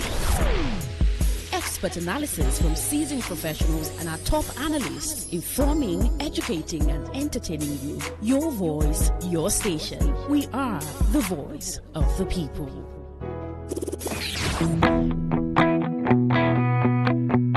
At the political calculation, I think Dr. Waigwe was speaking before we went on that break. He just finished. He just finished, right? Yes, concluded for. So it's you now. You're supposed to speak. Yeah. So we're looking at the political calculation. Amechi from the south. If a vice president is supposed to give an inroad to the presidential candidate, does Amechi have the clout to pull the numbers in the south for Atiku Abubakar? Dr. Waigwe. If we take a look at who he is, his personality traits, his influence so far, I think for me, it's not easy. It's objectively, he doesn't have that influence. A lot of people have described him and their personal relationship with him in terms of how he relates with them. How long can you carry people along? And these are the issues that matter when you are dealing with human beings. You go extra mile, share money, and those kind. When it comes to burial, you stand for them and the rest of them. So, and with this, you can build your political capital. And the question is, can we say that Amechi has it in the entire South? For me, it's not there. But sentimentally, you can get some votes for the fact that it's our person, South people. But in terms of actual influence that can galvanize the votes required, for me, he doesn't have it. Eric, a legal practitioner, National Legal Advisor, Committee for the Defense of Human Rights, CDHR. Good morning, sir. Welcome. Good morning. Thank you for having me. Must have heard the news now that the ADC have settled and chosen Amechi as the running mate to Atiku Abubakar. First, did that come to you as a surprise? Because he had insisted for a long time, I'm not interested in vice president. Well, now it appears, because they won't announce it without he accepting it, right? It appears he's accepted it. So are you surprised? No, I'm not surprised. Why? No, why? Within the political party, what appears to be the first stage in all of the processes is expression of interest. So they all express their interests for different elective positions. Okay. Rotimi Amechi expressed his initial interest to be president, and it was very clear and definite that what he expressed his interest to become was the president. Of course, you couldn't have expressed interest to become vice president. There is no position in terms of forms to be vice president. So at that stage, the internal process, their primaries went through, and he lost. So he probably went home. Now, it's a different phase, and that's sometimes when I worry some of our... So Atiku Abubakar, former vice president, His Excellency, got the ticket. He has the right to approach any person, including a co-aspirant. Okay. And especially sometimes why for me I would justify that that's a reasonable step to take is it meant that co-aspirant to be a president had some visions, some ideas, something that he thought he was going to do if he got the position as president. So you probably would have your own thought as well as the one who became the candidate of the party. So in that mix, it's a big box where you could find a synergy of the thoughts of all of you. So one of the best probably first steps to take if I were also an aspirant and I got the ticket for a party, for a position, is to look at all of those other co-aspirants and probably examine their ideas or have conversation with them. First choice, first pot before probably I'll go outside. So then on the side of Amechi, he would have also looked at, you can change positions. And this is not the kind that you say somebody is not principled and no. So it's also an opportunity to be on the table, to be able to present those thoughts that you had. Okay. If you are completely out because you didn't get the ticket to be the president, to get the presidential ticket for your party to become a president, so all of the good things you had for Nigeria or for the transformation of the country, you go home with it because you felt that the only slot, the only opportunity for you to put out those things you have is just the presidential position. Now, if you are brought into the government, in cabinet, it means you will be talking with the president, you will be advising the president, you will be presenting even your ideas, and sometimes you may even act as president. And again, after the president, you're the next person elected, so you could share those ideas. So it didn't come to me at all as a surprise, and it's not the first time. Even in advanced democracies, we've seen where sometimes they approach, even in the United States, where they approach some of those that they worked with and see whether you would accept. If he never accepted, and I hear that even initially he wasn't yielding, so there could be persuasion. It meant that the person who got the ticket continuing insisting to persuade him to want to come, has also seen some good things that he could offer. I wouldn't wait until you ask me the question as to whether he actually can have any good thing to offer. No, he has good things. Oh, good. So Don't you know make it that. sound I thought you were extreme. going to ask It sounded me. extreme. But we're looking at a political calculation. Okay, you want to ask me that one too? You don't want to talk about it. I will, because my friend talked about it. Okay, And so when he was talk talking, I was nodding in Discord. So talk about it then. Okay, Let thank me you. hear what you think. So you see, there is nobody who doesn't have something to offer. You may not be satisfied as to what level what he would have to offer. And especially, let us not be, I wouldn't want to completely write off certain statesmen in this country who have presented themselves in the opportunities they've had in the past. And one of such persons I wouldn't write off, even if I don't know him and he doesn't know me to that closeness, is Rotimi Amechi.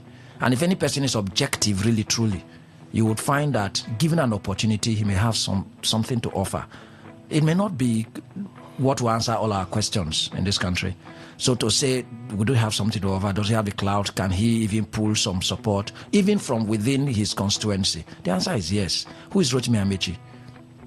This, for his political pedigree, this is a young man who had been in politics for as long as, I think, political, after the military junta was ousted. Even before, even on their, at some point before they returned again, I mean, the military junta returned again. That's what I'm talking about in 1992, 1993.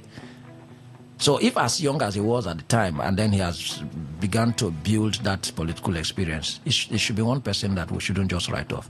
Then again, eventually he grew, and as a young man, perhaps even in the present generation, I wonder how many governors that are younger than he was when he was a governor, currently.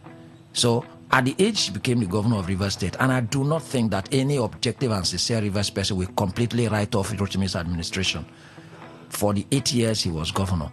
In his own case, it meant that after the first 4 years, he was even re-elected as governor. He has gathered experience. And let's even talk about support. Rotimi Amechi, I'm not sure that actually had serious political opponents at the time he was the governor. I'll tell you some things, some privileged facts that I'll relate to you here, which even the political politicians and political players and stakeholders in Rivers State today know.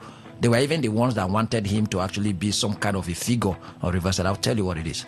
Now, Rotimi Amechi's administration first, so that we don't lose it. I had a nephew who lived with me, and what I've always preached, right? And I wish I had the money. You will soon see my billboards about the ideal governor of Rivers State. When he lived with me, Jonathan went to state school, the universal basic education also at UP Sandfield area, just around the junction there, so that those who are in town will know. I never bought his sandals. I never bought his school uniforms. I never bought his sports wear. I never bought his bag. I never bought his books. That is free education. I am not saying maybe someone, because that's Nigeria for you. Some people whose children benefited that will even stand to that in these things. Meaning that if my children had the opportunity today to be in school, if I had them at that time, my first daughter, my first child was as small. A client comes to my office today and gives me a brief that's 100,000. I would have just been for other things. But today I pay for their fees, I buy their shoes, I buy their books and all of that. So now when you look at that, there was a deliberate education policy. All of the ministries under Rotimi's administration had clear policy statements, mission, vision, and directive. I was aware by privilege.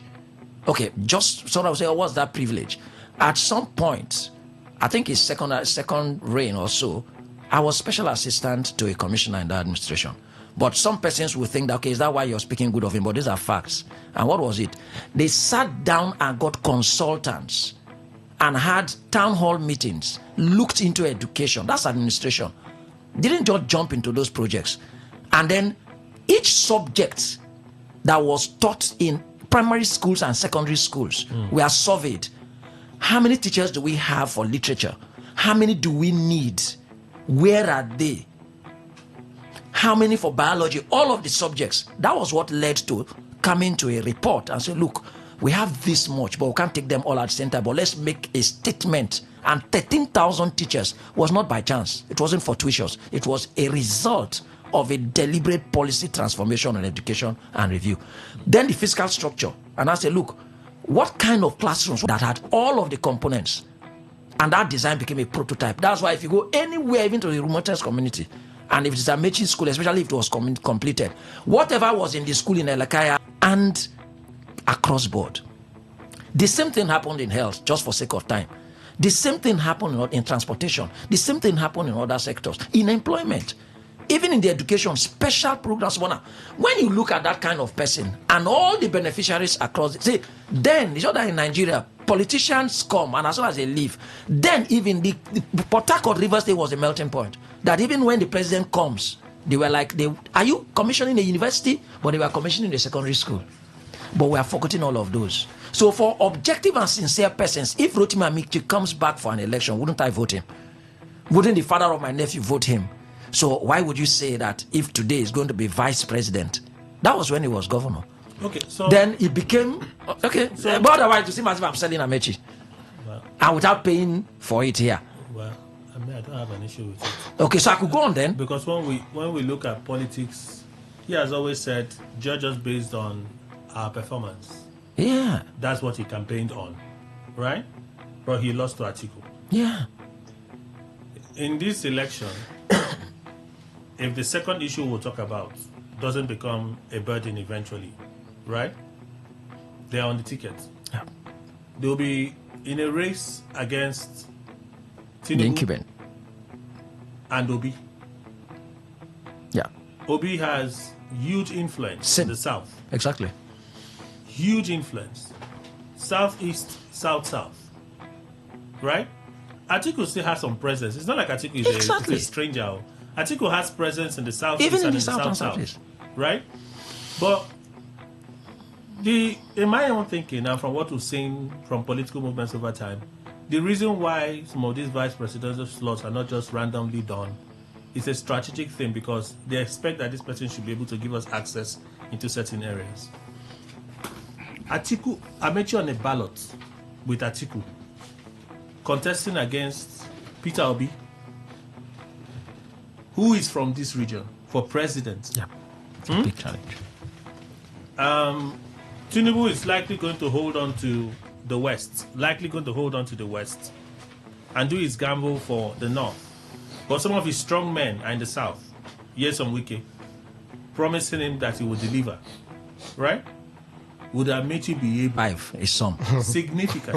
Significant here now. But now let me know. Significant. Because you have said significant, I wouldn't take it off from the significant point. Let me take it off from the point that you see this election 2027. That's why not to allow the multiple options and strong options, right? Which of course the accusation has been against the incumbent political party in government. But otherwise, it's really a beautiful experience for democracy, for Nigerians to have this contestation, not for the wrong reasons in politics, in terms of the opportunity to look at. I tell you, my dear brother, with Peter Obi, in this case, not a vice presidential candidate, a presidential candidate from the South, the Southeast, the South, and even in the Southwest. He just ran the 2023 election now. We know his figure. And when he's even acclaimed that he actually won, but even without allowing him to be declared, that's the vote that he was allowed that were allowed to be allocated to him, more or less, as some say. Look at the numbers. That's one. Two, the same person is, I would say, also liked. So if it is the comparison between the Atiku Abubakar, Rotimi Amechi's ticket and Peter Obi and Kwankwanso's ticket is a tough one, particularly even from the region where Amechi has come from, to muscle and wrestle and get those significant votes for their ticket. I agree, right? Then for the other gentleman you mentioned, that is Nyesom Wike himself, and then the ticket with not actually him being on the ticket, but it's more or less, because of his influence, a strong support base for the president in the South, not just in Rivers State, right? Oh, excellent. But let me tell you one thing: Nyesom Wike is not running an election, right? Directly, but he has that strong influence. No doubt. If I were to say otherwise, then you are not a political watcher. He has strong influence, no doubt. But you know what? Sometimes there is a disadvantage in being the incumbent party in running elections, especially when your scores, if your objective at the time is not showing the green figure, the green light by the people. So that would be a setback for them. But right now, the beautiful thing about this trial, that is Tinubu, yes, the incumbent, Atiku Abubakar and Peter Obi, if these three continue to remain on the ballot in the 2027 election, we'll have new experience. And for me, a refreshing experience in democracy and periodic elections in Nigeria. So, but again, like I quickly responded when you dropped, Rotimi Amechi will get the much as possibly he could get. We can't at this point say whether Peter Obi and Kwankwaso are going to actually win outright in the south and southeast without also considering the influence that Atiku Abubakar himself wields even in this region. Then, of course, so the votes will be shared. Just as they shared. Look at the proportion in the 2023 election. Okay. 6 million almost on the average for three of them. On the average, 6 million votes. So you can't actually underwrite anyone as if you had far 1 million, 2 million, 3. On the average, 6 million votes across the three of them. The fallouts, including the legal implication of some of the issues. Let me not preempt you. Chief Engineer Kedem Richard Dekai, MNSE 2019 governorship candidate, publicity secretary concerned, and patriotic ex-governorship candidate, Rivers AG1. Good morning, sir. Welcome. Good morning, Kelly. Good morning, the very good River States. So your guy is on, it's going to be, may be on the ballot, so. No, he is. As running mate. Allow me to say he may be on the ballot. No, as of today, he is on the ballot. So put that. If you say it's this guy, why would you want to use me? Are you being serious then? He can say he can use his own. I have said my own. He may be on the ballot. You can say, Kelly, no, he will be on the ballot. No issue, no quarrel. Right? But you're not surprised that he agreed to be VP. That's political strategy. Oh, you mean from the beginning it was a strategy? No. You see, you must put yourself in the place where. Kelly, it is only here that we look at vice presidents of the two governments. We look at it that this part of the world as is a very big factor, a contributor to the system. Remember or recall what happens during Atiku's days as vice president. And this is a man who is vast in every sectors and sectors of the political system in Nigeria. From speaker, as assembly, so that legislative experience, rights or strength, they have it. The executive, governor 2 times, a wonderful tenure in River State, very brilliant tenure in River State that no one can, for till today, there's no record that can write it off. Then when it comes to political settings, he is a very big calculator. 2 times Director General. So this man has covered the entire space of Nigeria political system. What is left for him? Remember, 2023, he did what? He contested against the incumbent in the primary.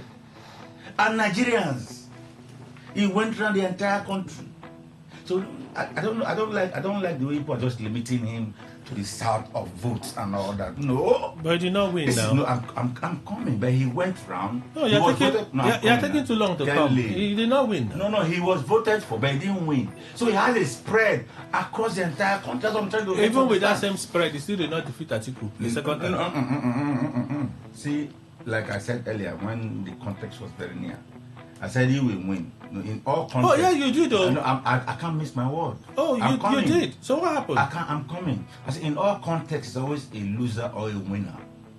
In all contexts. So why did he lose? The worst is a draw. That's in football. Why did he lose? He will always get it. How did he lose? No, he never lost as in losing or as in lost. What he did, the man who had a very good spread.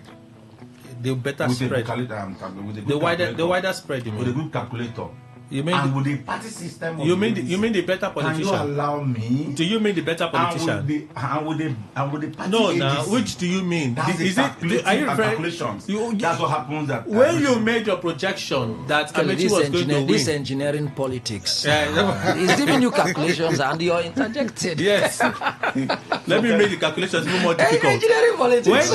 It shows if we use that calculation to construct a political ideology. So you are becoming a civil engineer now. It would have been defective. What are you constructing? That ideology would have collapsed. That's what it means. It would have collapsed. We can always do because if you want to have parties. So you see now, the rocks have come in now. It is when you have funny looking protrusions that you want to go and address it. So Kelly, the man did his job very rightly, and today is the vice president candidate of the ADC. I want to commend. You seem very happy. No, he is the vice president candidate. That's what I'm saying. You seem very happy. I want to commend Rivers State in the first instance. So, you see, Rivers State is in the light now, in the picture of Nigeria. Beautiful sons, lovely sons and daughters. Have they not always been? Rivers State. Have they not always been? No, this particular time, we have one who is excelling in the Federal Capital Territory administrations.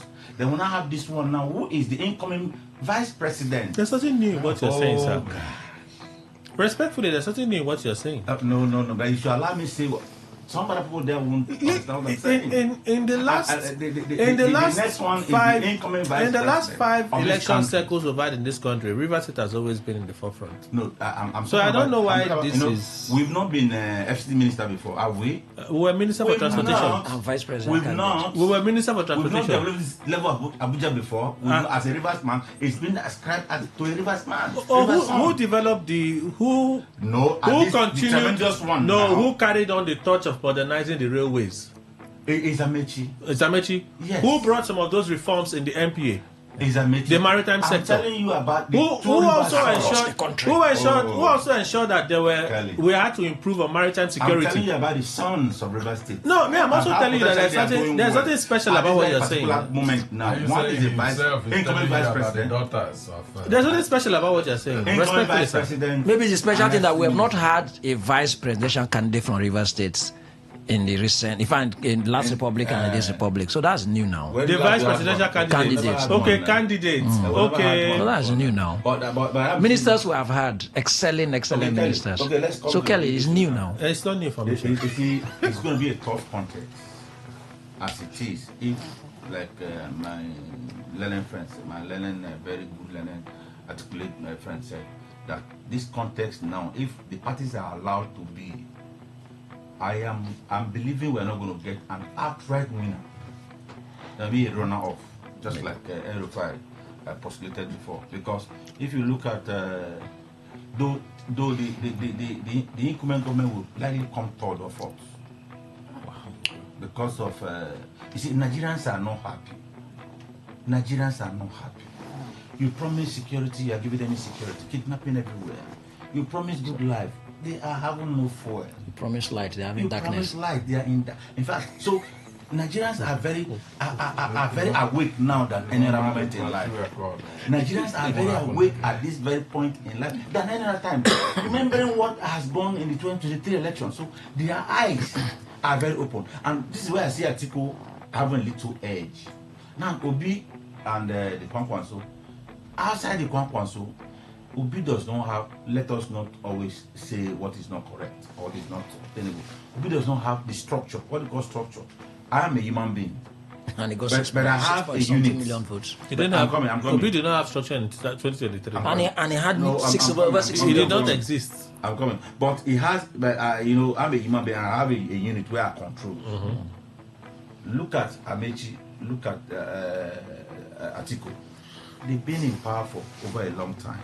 And their structures are all there. From the south to the north to the west to the east. Then look at the incumbent. Why the incumbent will not have much all these things is what? Because of Nigerians are very uncomfortable with his style of leadership. That is to him. But Nigerians are complaining. For why it's not done, you might attribute it to homos. Either homies or homos. Who cares about homies? That almost sounded like homono.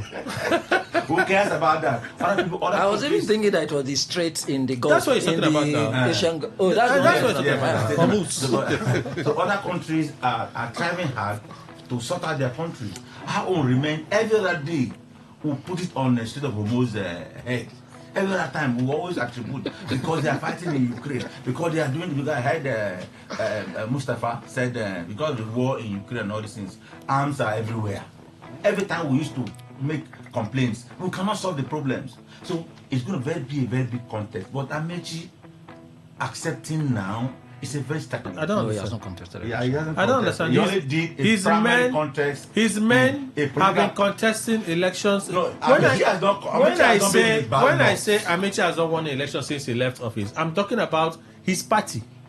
No, he can't. He is not the party. Amechi as minister, a leader of the APC, sponsored people for elections in the APC. How many of them won elections? Amechi, if you're talking about Amechi's party won elections across the country, not just after he left office. Which election did he contest? His popularity in River State. That's what we're talking about. He doesn't have to. You have taken the time. He will win. You have taken the time to glorify, adulate, say a lot of things about Amechi. How is this? How is that? See, I'm talking about practical things. What can people go with? Does he have? G1, I'm very sorry. Does he have the political clout to pull the numbers? See, Atiku shared votes with Shetima in the north for Tinubu. Fact. Any political watcher will know that that's a fact. The margins of win Atiku won the north. But whether it's by people voting or it's by mathematical error, they reduce the win rates between Atiku, the states he won, and the states that Tinubu won. It was reduced. When you go to the southwest, which is Tinubu's domain, yes, he lost Lagos State. Okay. He also lost Osun State. Okay. But the states he won them with huge margins. Tinubu lost the whole of the south. He lost the whole of the south-south. Lost the whole of the southeast. Obi won everything. And he didn't stop there. Obi went to the middle belt. He took Abuja. He took, I think, Plateau State and one other state. Like that. But it came down to the numbers. It really came down to the numbers. That's why I'm asking this question. I'm not against. I'm asking practical political calculations questions. Does he have the influence to pull the numbers for Atiku in the south? Yes, comfortably, I can tell you. Fantastic. Remember, before he said Tinubu lost Lagos and he lost Osun. Those are his two states. And he still lost. And you will come here for Amechi, who he said has lost. He didn't look at it. Tinubu lost Lagos. He lost Osun. We are aware that these are part of his. He resides in Lagos and he's from Osun. I don't know. Are you serious? The record. I don't know where he is. Amechi could not even deliver. Amechi could not deliver APC. Amechi could not deliver APC for President Buhari. What's the election? No, hold on. For Buhari? Yes. Let me tell you. He could not deliver APC for Buhari in River State. No, Kelly. It is not that Amechi is on the ballot that you will see who Amechi is. Just watch and see. All the other ones. It is after this election. Okay, so those ones are fake. All those ones are fake. This is not that Amechi is on the ballot. Okay, so those other ones are fake. He has not been in the ballot. Today, allow him to be on the ballot and go for the contest. I am only adding to what you're saying. Yes. That if now that he's on the ballot, we are going to see his impact. Yeah. It will mean that the ones that he lost. Leave back the one he He's lost. telling you he has never not lost been on the ballot at that point. But now that he's on the ballot, allow him. an election Amechi lost. DG could not deliver his own state for the then presidential candidate. DG could not deliver his own state. His focus was the entire country. His focus was the entire country. Whether he got his state or he got the elsewhere, but he got the victory. Wow. Don't go to court. Don't go to anywhere. Allow ADC and Republican AD, a Zenith Labour Party, to be on the ballot. And let's see the context of the popularity of Amechi that you people are diminishing. And let's see how it goes. Dr. Whitegway, when you listen to your fellow political commentators, do they make you have a different feel that this time is going to be different? No, I think I took time and listened to Barrister and my very good friend. And the question raised was not actually whether the performance of Amechi, which I had in my view, did very well. And that was not the question. So I was worried why we took almost how many minutes and we are saying it, because already there, the performance was there for him. And that's not the question. The bone of contention is in terms of our voting behavior. Because when the chips are down, what will happen at the end will be majorly of voting behavior. Mm-hmm. And most times, based on the level of democracy where we are, it's not more of that rationality in terms of your performance and the rest of them. Mm-hmm. It is majorly sentimental. And just that question was raised. Can he, or do you think he has all the text? And I just went straight to the answer. He doesn't. When you go back to what Wike and the rest of them, I told you that people have described Amechi in terms of relationship, and to us that is elementary. But these are the things that people like. When I have problem, come and visit me, do this and do this, and these are things how you build influence and political capital. For me, Amechi is a very fine gentleman. He performed. How many years? I can still tell you that his performance in River State, nobody has beaten it. But in terms of the reality in voting behavior in this time, compared with the three parties we are talking about, my answer is very straightforward. He can't. He can't. The news. We're back shortly. Stay with us.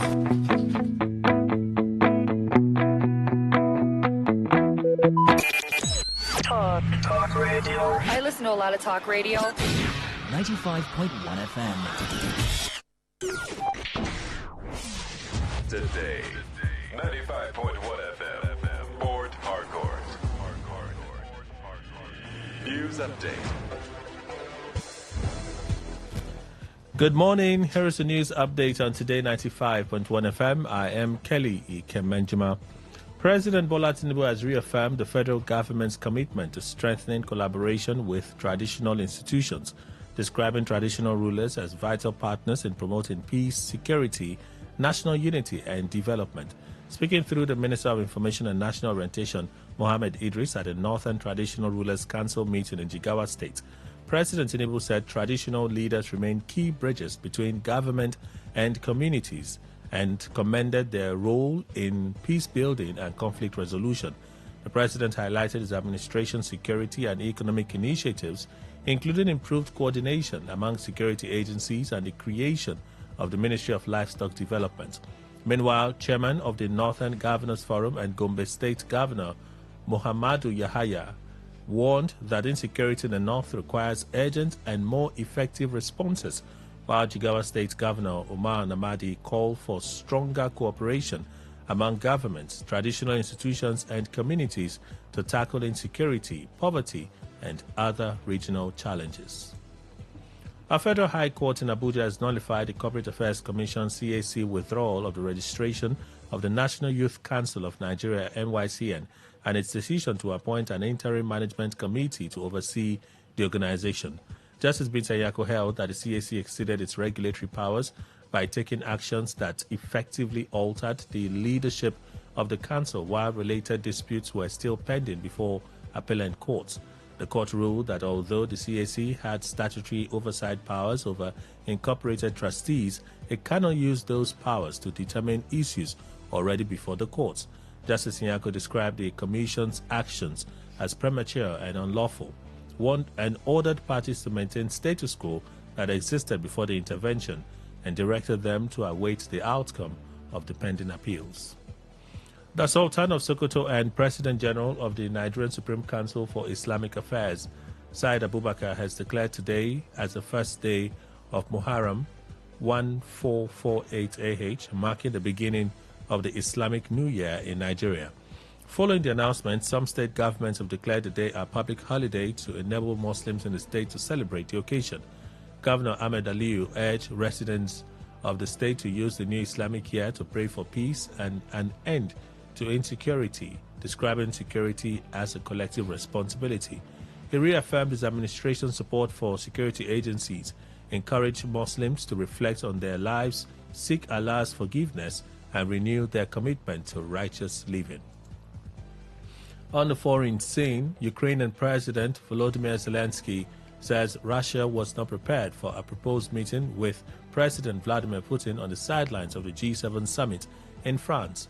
Speaking during a visit to a Kiev monastery damaged by overnight Russian attacks, Zelensky said Ukraine had conveyed its readiness for talks involving European leaders and the United States, describing the summit as an opportunity to advance efforts to end the war.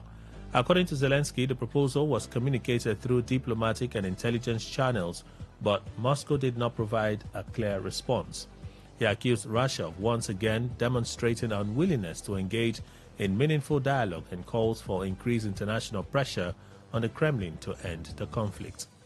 That is the news update on Today 95.1 FM. Good morning. Thank you for your time.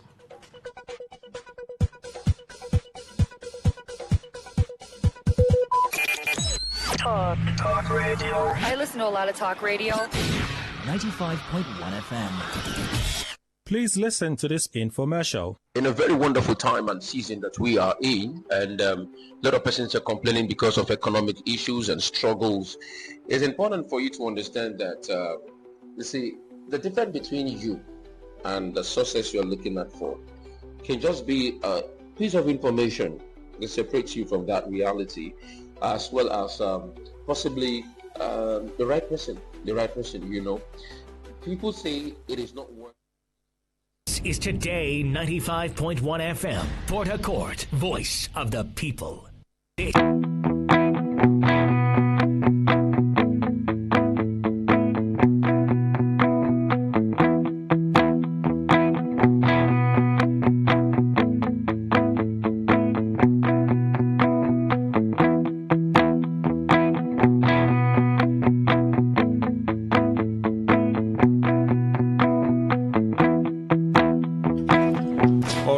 Thank you for staying with us. Let's speak with a guest this morning from Prime Wave Market. Good morning, sir. Welcome. Good morning. Good morning. What is Prime Wave Market? And also introduce yourself, please. All right. Good morning, beautiful people of Port Harcourt. My name is Chigozerim Onwanne, and I'm a co-founder and CEO of Prime Waves Markets Limited. So what do you do at Prime Wave? All right. Prime Waves Markets is a forex trading company based here in Port Harcourt. All right, we do everything forex trading, from copy trading to forex education to accounts management and also to forex signals. So Prime Waves Market is a forex trading company here in Port Harcourt. Okay, so you are a trading company. Yes. Personally, I've had many conversations today about forex. What a coincidence. So I'll try not to repeat those questions. All right. All right. What makes Prime Wave stand out from the others? Okay. The first is longevity. All right. We at Prime Waves, we've been in the market for a period of time, over 7 years. All right. Personally, I've been in the market for over 6 years. I started trading in 2019. All right. And I became profitable in 2023. Okay. Yeah, so first thing is longevity, and second is we have results that speaks for us. All right. We are a forex trading company that trades for our clients. All right. We trade for them through a system called copy trading. Okay. All right. You see our signals. Yes. You see our portfolio. Okay. On our broker site, you see our portfolio, and then you make your comparison on what we've done for the month. All right, and then if you are impressed, you copy our trade. It's very simple. You create an account, you fund your account, and then you link your account to our own accounts. So you have to create an account with your broker. Exactly. To copy our trade, you must be using our broker. All right. Okay. So you. But they're not giving you money. No. We don't collect money from anybody. All right. So it's a system where the client has 100% access to his funds. All right. And control. Exactly. So we make profit daily, and you can withdraw your profit anytime. You can also withdraw even your capital at any time. And you can also disconnect your account from copying our account if you are not impressed by the results. All right. And we've been doing this for over 5 months. Okay. All right. And we've grown exceedingly great. Okay. Yeah. So that was the first thing we do, copy trading. And also there's another one we call PAM accounts trading. So the PAM is PAMM. Okay. PAMM. Like it's a short form for percentage allocation management model. All right. This is a form of account management where clients, or I regard them as investors, create accounts, fund their accounts, and we manage this account for them. You get? And it's different from copy trading in the sense that if we have 5 clients on a particular PAM investment platform, right? Their funds are joined together. All right. So we at PrimeWave, we trade these funds jointly. However, these funds is in their individual accounts. So it's like you have 5 people. Yes. Invest, let's say $100 each. Yes. So that gives you a pool of $500. Exactly. You take that $500 to trade. Yeah. Right? Yeah. So it means that they will share profit equally. Yes, because they brought an equal amount in capital. Okay. All right. However, if anyone brings any money, any amount higher, all right, the person takes more in profits. Based on the percentage. Exactly, based on the percentage. That is why the name is percentage allocation management model. All right. Okay. Profits and losses are shared based on the percentage that an investor's it was only profit that you were going to mention. no, definitely there are losses. However, but the essence of, or should I say, the ideal of forex trading is let your profits overdo your loss. So you get 70, 50-50. Okay, you 60, mean for 40. the okay? Yeah. First of all, for the copy trading, right? How we benefit from that is we get to keep 30% of every profit we make. That's huge. No, I'm just it's a very fair profit share. It's a very fair percentage in profit share. All right, we get to keep 30%. Okay. All right, yeah, and same thing for the PAM accounts 30%. trading. Yes, still 30%. Okay, still 30%. Because I feel like the PAM and the copy trading is a little different. Yeah, there's a little different. For the PAM, you realize that you're investing with people's pool, people's money. Yes. You're trading with people's money. Yeah. So you want to be a bit more careful. Yes. Right? Yes. But in the case of copy trading, it is your own trade. Yes, it's my own trade. Somebody, it could still be that investment, and somebody decides to just copy your signal when you enter the market. Yes. Right? People do that. Yes, exactly. So exactly. That's why I feel that it's different, but it's your business, it's your model, so you understand it the most. I'm not in a place to begin to tell you. You are right. You are right. You know, but the most important thing is consistent profitability. Okay. All right.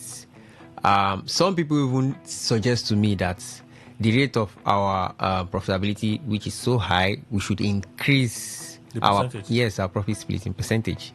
All right. They suggest that and they say so long as this thing is profitable, people would always come. People would always come. It doesn't matter the profit split. People will always come. But then we still keep it at 70-30. All right. We get to keep 30%, and the person copying our trade and those who have registered for the PAM also get to keep 70%. All right. If there is no profit, there will be no profit split. Okay. Any day profit isn't made, there won't be any profit split. We don't have to get anything. But if there is loss, yes, each individual account bears the loss. All right, that is the risk in forex trading. That is why we as professionals, we've been in this market for as long. All right, of course there are losses in the game. All right. In fact, it was huge when there was this day, I think it was on the 28th of May, that Donald Trump made an announcement as regards to the war, the ongoing war with Iran. All right. It tumbled the markets. Were you trading gold or oil? I was trading gold. So the losses was huge worldwide. So all right. But our trading system was able to a flip in oil trade. Yeah. Because I heard that when oil flips, it affects gold. It affects gold, yes. But I was trading gold. Oh. All right. And gold is more volatile. Exactly, more volatile than this. So the losses were very huge. But our trading system was able to minimize this loss. We made a loss. And over time, from 2018, now we've been able to recover this loss, and we are now up in profits. All right. The loss was as long as you were a trader and you were in the market selling gold, you definitely would have made a loss that day, except you were in the right position buying gold. All right. And gold was supposed to sell, but then this announcement from Trump, all right, turned everything around. All right. So definitely there are losses in the markets. And then we also have the Forex Academy. Okay. All right. Prime Waves Forex Academy. And honestly, I am very, very impressed. Very, very impressed as to the level at which our students who started with us in April. All right. Because we do it as a 3-month training.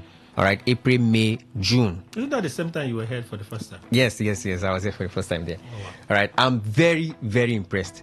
If I think the next time I'm going to come to the radio station, I will come with a few of them. All right, they should tell, they should give a testimony for themselves. All right, just on last week Friday, one of our students using the strategy that I thought personally, thought I've been using that strategy for over 2 years, and it has been working very well for me. What and I thought. Don't worry. During the course of the classes, I'll show that. So using that strategy, he made $400. Oh wow! $400. That's significant. Exactly. And he did not come to class yesterday. And when I called him, he said he needed to chill. He's been racking his brain for too long. Exactly. It's his reward time. Yeah. So let's go and rest. He said he needed to chill. He needed to take a break and rest. All right. So these people, our students at Prime Waves Market, they are really earning while they are learning. All right. And I'm very, very impressed. So one thing about Prime Waves Market, so long as you are determined to learn, you must learn. That is something.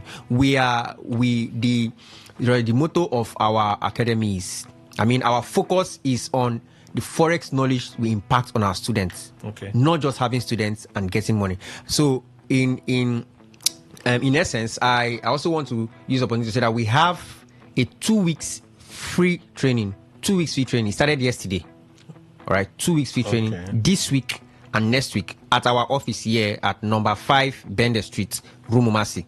Port Harcourt, number 5 Bender Street, Rumumasi, Port Harcourt. So anywhere you are coming from, once you get to Market Junction, along Aba Road, once you get to Market Junction, you enter Market Road and ask for Bender Street. All right. So we have a 2 weeks free training. You come. The only thing required you come with your internet enabled device, whether your phone, your laptop, tablet, or iPad.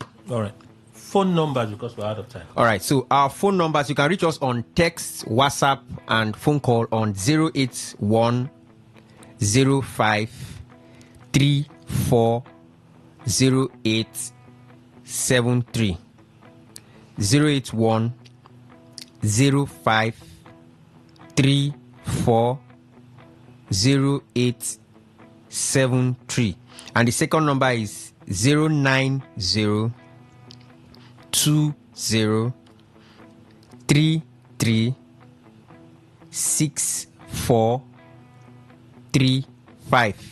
I repeat the number again: 090 20 33 64 35. All right. Thank you. We have to go. Thank you so much for making the time today. All right. Thank you. And I wish you guys all the best. All right. We'll continue our conversation. Thank you. Get in the final moments. Stay with us. It's Today 95.1. Good morning.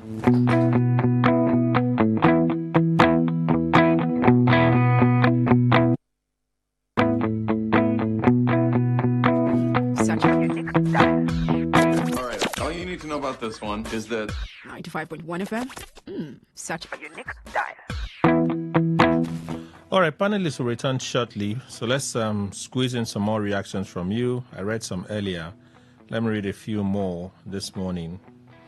Kenneth Okonkwo is just playing his Nollywood script as a politician who is neither here nor there. I think he should go back to Nollywood acting so as to showcase his skills. Kelly from Port Harcourt, that's your contribution. Now I see the reason why Kenneth Okonkwo is attacking Peter Obi. Okonkwo thought that Atiku would make him his vice. Ogbodo, your contribution. Thank you. On the current court ruling, I asked the president, the judge, and INEC chairman why they want to destroy this blessed country with one-party system. Even a child knows that every race needs competitors to get the best.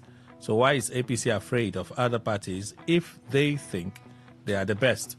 I beg, ADC should go back to court to squash the illegal and unpopular judgment. Ima Anayo, that's your contribution. Thank you. Rotimi Amechi changing his mind to Vice Atiku. Nothing unusual. Even God changes his mind in certain decisions. Respect yourself. Friday Olu from Uniport. I kind of think aloud sometimes the mystery behind the conflicting or affront pronouncements on a particular matter emanating from the courts, like that of Justice Lifu's deregistration pronouncement on some opposition parties. Again, is it that lawyers read different law books as they climb the apex other than the basics? Or maybe interest or emotions and tacit alliances play a role? For me, Justice Lifu's pronouncement is nothing short of an affront to the preceding appeals court position on the same matter. Interesting indeed. Okay. Judges are supporting APC because of the lands duplexes built for them, as alleged by you. But I don't know the basis of your own support for APC and Wiki, my own support. I urge you to always tell, who is this? When you said I thought you were even saying something that I should begin to take serious and read out loud. I didn't know that you wanted to prank me. I beg. I have work to do. Let's move on. So let's go to that issue. That all-important issue. The deregistration of ADC, I think APP, Senate Labour Party, ZLP, and AA, and Accord. About 5 or 6 of them. The part that sticks out for me is the fact that there's a Court of Appeal order asking that lower court not to proceed. Yet they went ahead to proceed in delivering a judgment. That's the part that sticks out for me. I'm like, yeah, maybe the lawyers were able to convince the judge that, come on, this is absolutely necessary. I've heard a lot of stuff. The case of Locus, for those that brought the case, they said, how exactly was this matter going to be injurious to them? I've heard that Locus argument, but the one that really sticks out for me is there's a Court of Appeal pronouncement to say stay proceedings on this matter until we decide this issue at this court. And yet the pronouncement was made. I don't know who else feels. I feel strange, really, really strange. This is one of the rulings where I find really strange. But let me take your positions about them. Let me begin with the lawyer in this studio. The ruling of Justice Peter Lifu yesterday, and in light of the prevailing revelations at the moment. Mr. Ikine. It's sometimes troubling to give fair and objective analysis to even, how would I describe this? But anyway, Justice Peter Lifu of the Federal High Court, right, I hear, delivered a judgment in a matter that was before him, and also reported, when I say reported, instructively so, because I haven't had the opportunity to get the CTC, whether CTC or any form of the Court of Appeal ruling for stay. So I haven't, for stay. Very clear order of proceedings, but the only thing that will explain generally what that could mean. And then for Peter Lifu also, whether there is a window for a court that is entertaining a matter, and then there is an order for stay of proceeding by Superior Court, what it should do generally first. If a matter is going on in a trial court, there could be interlocutory application. That is, an application, interlocutory mean in the middle, not really going to end that particular matter. That is to say, some group of individuals approached the Federal High Court requesting the Federal High Court to make an order to give effect to provision of the Constitution with respect to deregistration of some political parties. The alteration of the Constitution, this is the fifth alteration, Section 225, paragraph A, or 225A, vested in the Commission the power to deregister political parties, but they can't do that swomoto expressly, just on their own by waking up. Every provision of the Constitution can be activated by somebody approaching the Federal High Court to say, okay, look, give effect to this provision of the Constitution, and that happened. Now, when that matter was going on, it had not been determined. The other party could bring an application for whatever grounds that could be on the application, which I didn't also know. And then they went, maybe there was a ruling by that trial court, and they appealed against it to the Court of Appeal. And then the Court of Appeal makes an order to say, stay proceedings. Stay proceeding means don't go on whichever way, however, considering this matter that is before you. Arguably for me as a legal scholar, proceedings includes everything until judgment. But I'll tell you an angle that I've just read where some of my colleagues are seeming to end the concept of proceedings of court to be only hearing and excluding judgment. Don't worry, I'll explain. Won't you hear before there's a judgment? No, I'm coming. No, but you have to hear the matter. That's why I said there's that argument. And thank God this question has come before me. So, but clearly in my view, is that proceedings on any matter that is presented before the court could include every and any step taken on that matter from commencement, from beginning till a matter ends on judgment, until judgment.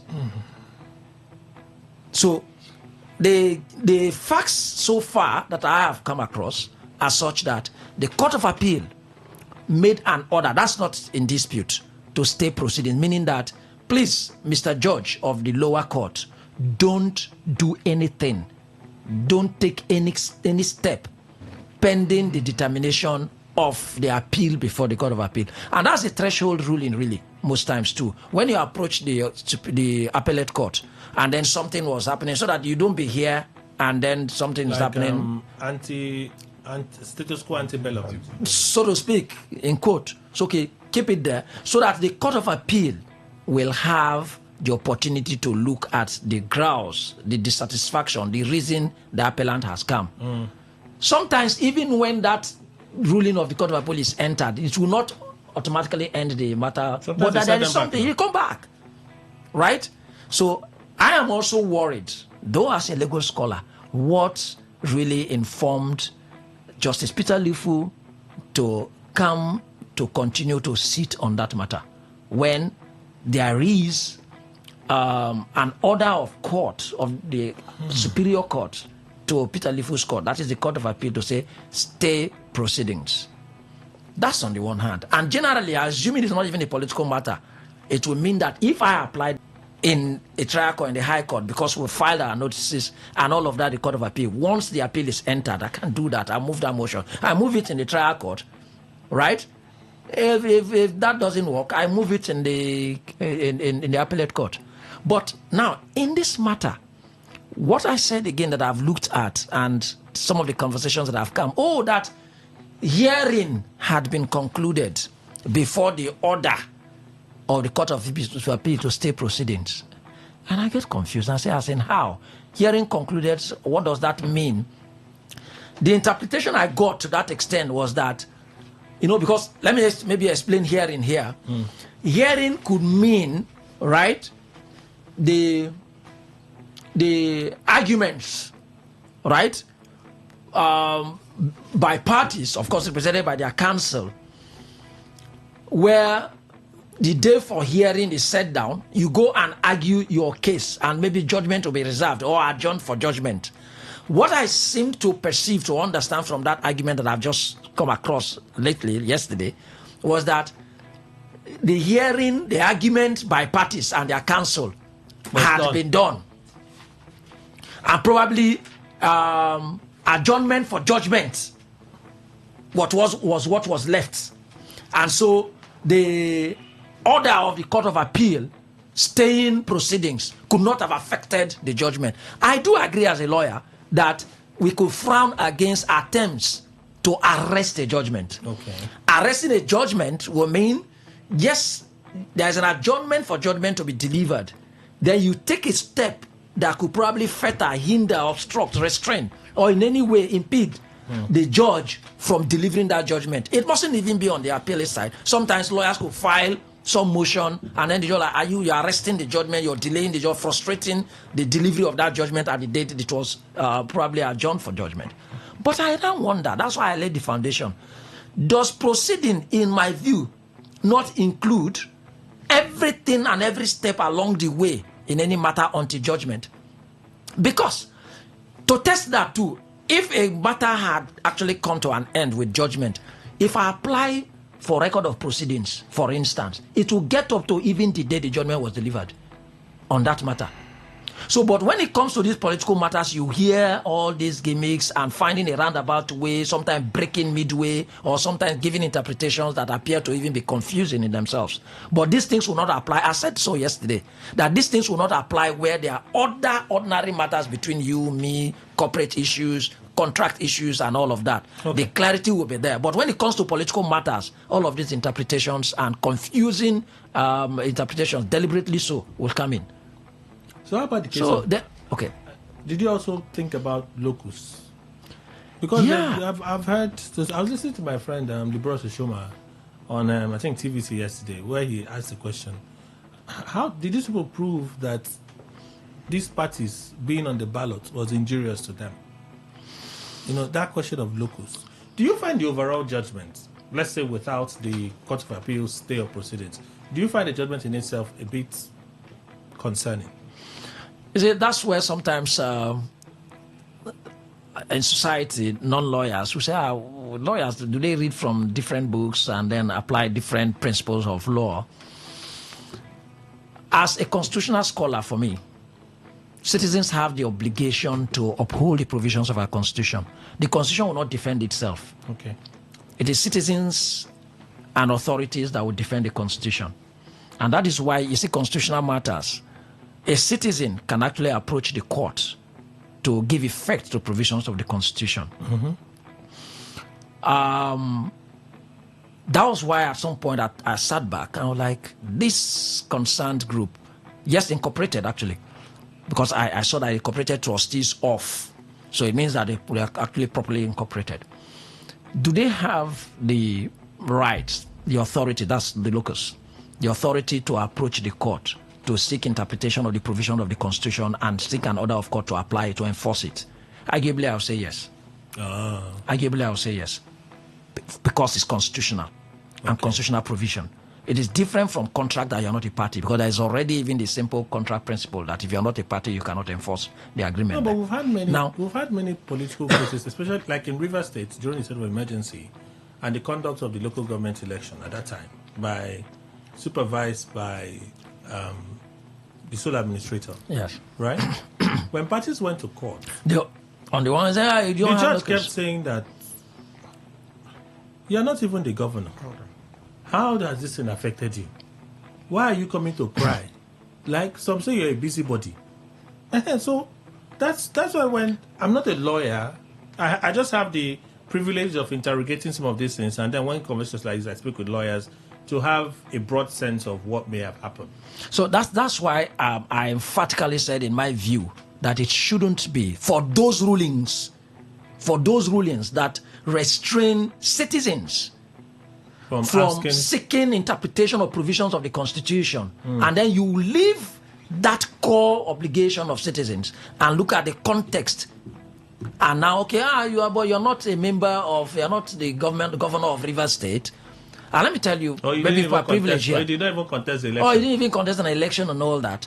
Who then would have come to court to seek interpretation of constitutional process? Let me say, for instance, some judges, they are very quickly, just to drop, and from my personal. Then, and let it be said, let the public probably hear now. Some of us, I personally filed a suit when we are having those controversies in 2023, October 2023, and all of that. Okay. And I'm aware that the judge was willing and ready and took the matter in the High Court of Rivers State here. Because we were concerned about giving effect to the provisions of the Constitution. But the same way, somehow, just like you said, you hear another judge like, so why would you come and challenge this because you are not... If it is a constitutional matter, my argument is that give opportunity for the citizens who have obligation, because the obligation to uphold the provisions of the Constitution is not only for you to respect the provisions, it's also to ensure that every other person respects it. Okay. Dr. Innocent Ego, legal practitioner, joins us as well. Doctor, good morning. Good morning. Let me take your reading as to what happened yesterday at the Federal High Court. Are you referring to the judgment? Justice Lifu deregistering about 5 political parties. Yes, since that judgment came, I haven't rested. A lot of media, Abuja, Lagos, Port Harcourt, have been calling because people are worried. And I must be candid for the records and for history. That judgment is fraught with errors of law. Errors of law. And I'm going to point out quickly some of them. That judgment is operated, although one defected. One had defected to another party. And therefore there was no reason while ADC in particular should have been one of the party to be deregistered. The judgment was wrong. The ruling was wrong. Okay. Number 2, ADC, right now as we speak, has many senators, many House of Reps, many House of Assembly members who had officially defected. But they didn't win the election. No. No, that means no. Yeah. Under the law, once you have defected in accordance with the law, that party that you defected to have inherited, you are winning. And the other one lost it. Yes, because the law recognizes defection. And so there is no reason ADC in particular should be there. Okay. Therefore, that ruling was the voice of Esau and the hand of Jacob. Okay. It was politically motivated. Because a political juggernaut last week, in the person of the FCT minister, boasted in black and white that ADC will not be in the ballot. I had him.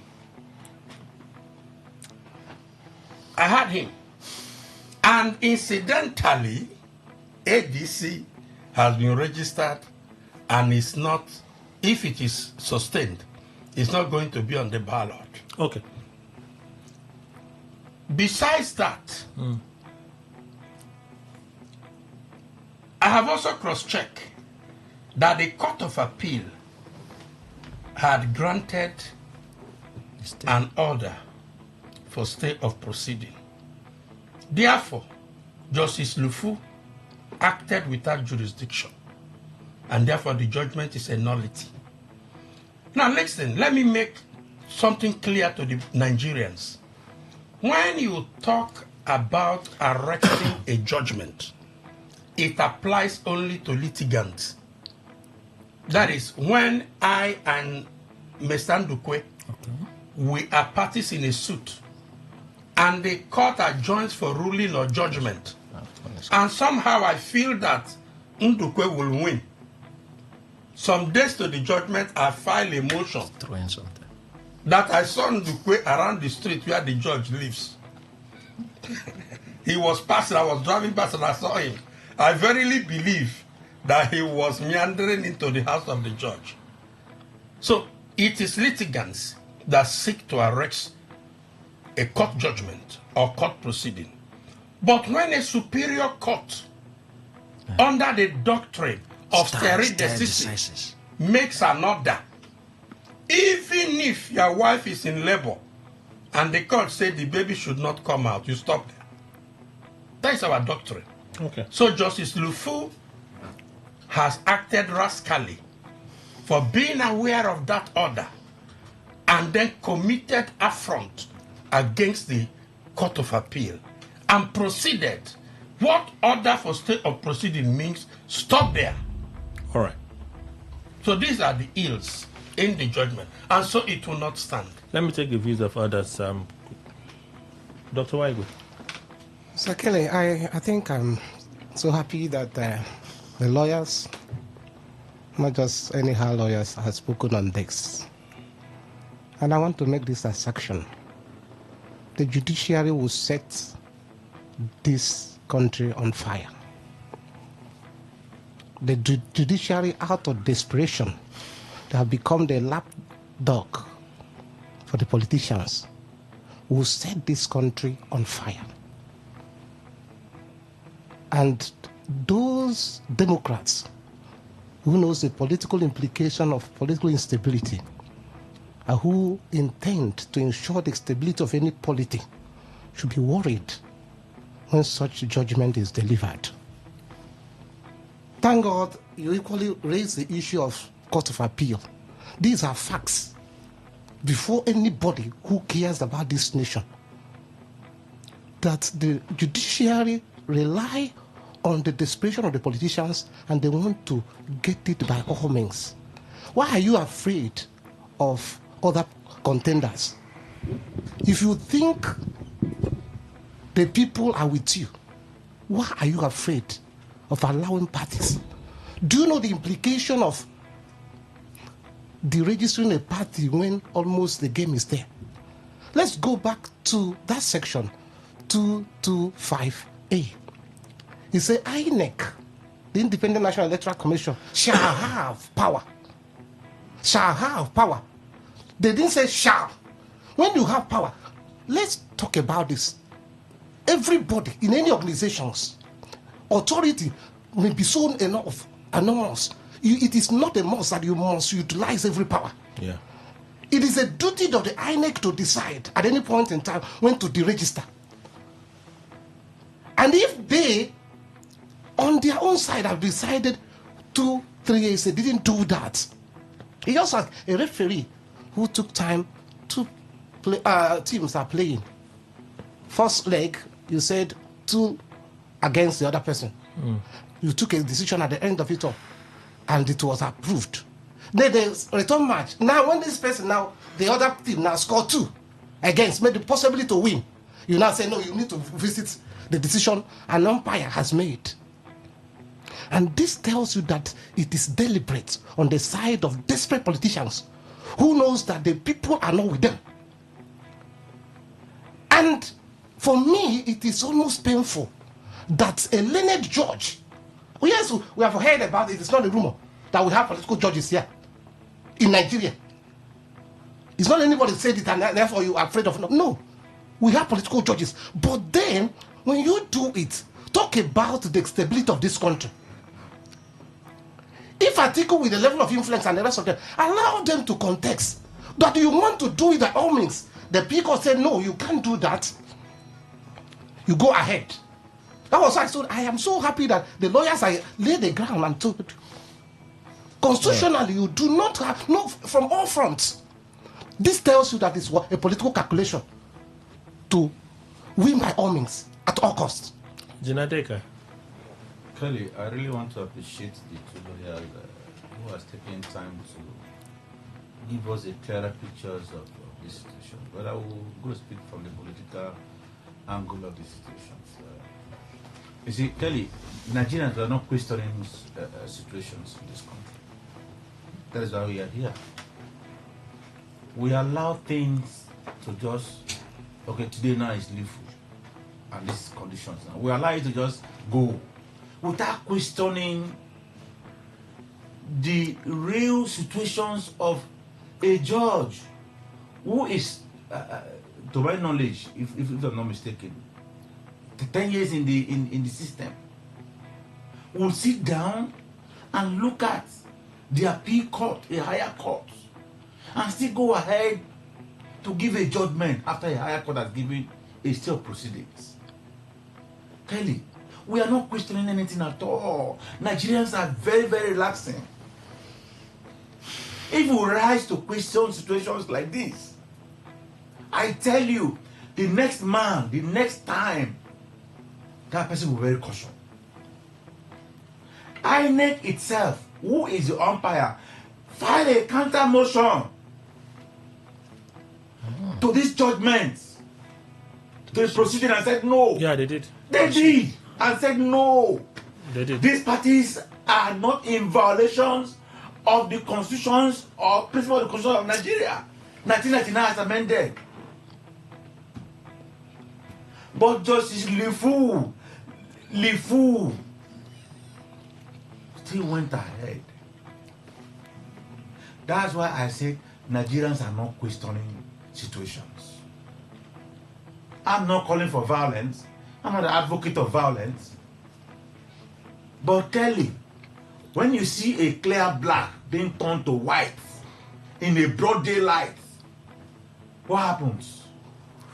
Check out other countries. I saw one picture once many times. Someone said they rigged election. I think in one country, they are beating him mercilessly. Can that happen here in Nigeria? Can Nigeria question authority? Okay. Or question regimes? When INEC itself has said no. All right. To the registration of these political parties, what is your mission? What is your motive? Why are you afraid of context? All right. 2023 is coming. Don't be afraid of context. All right. Go into it. If you are popular, you have 32 governors. You have 300 something ministers. You have 300, 400, almost 400 something senators and House of Reps and assemblies. You have all the units. You have all the people. Go in for the context and allow Nigerians. Don't look at Oshun. Our court party is August. What happens to that situation? Nigerians are not questioning authority. We need to do that. Stand the Queen. Well, Kelly, in my place, they say that it's not every pronouncement from any human, irrespective of the level of wisdom he has, that one should indeed listen to. Yesterday, when this thing happened, I was with my friend, a lawyer, who said, do you understand this thing they say? But Court of Appeal, you remember this and that about that pronouncement of Court of Appeal for stay of execution? I said, you know, one thing about only you people that are in the legal sector of this country that knows whether we are keeping the laws. For my own, I have taken it that we have two kinds of law in this nation. One, for those, a law could indeed be a penalty for anybody that goes against it. But for those who are high up, no, nothing went wrong. They can in fact breach that law and nobody listens to them. Are you now telling me that that Court of Appeal, stay of execution will hold? He said they are just wasting their time. I didn't understand it from that, my friend, the much I do understand from Henry and Dr. I'm telling you the truth. So, if that happens, it means automatically that the sayings of my people is holding water. It's not every river you raise your cloth and pass. Because there may be the ones that are very small, you just put your legs and walk past. If there is an order of a superior court, why would a judge go against it? And that is what, you see, when I talk about, now, if I have anything to do with Dr. Eku, it's very glaring. And I called him and said, come on, let me give you this thing. Maybe I build a house for him, or I buy big cars for him. Am I not courting him to be favoring me in everything? It is only that judge that knows, and there's also these lawyers that will know whether a judge cannot be taken to court if you flagrantly violate the law you are supposed to know. So I think ADC should go ahead with whatever they are doing now with that confidence. Okay, so that's the second question I want to ask. As it stands now, what should INEC do? INEC. What should INEC do?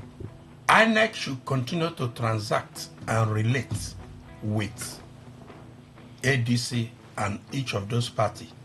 Because as I have already laid out, the judgment of the court or the ruling of the court is unconstitutional, illegal, and without jurisdiction.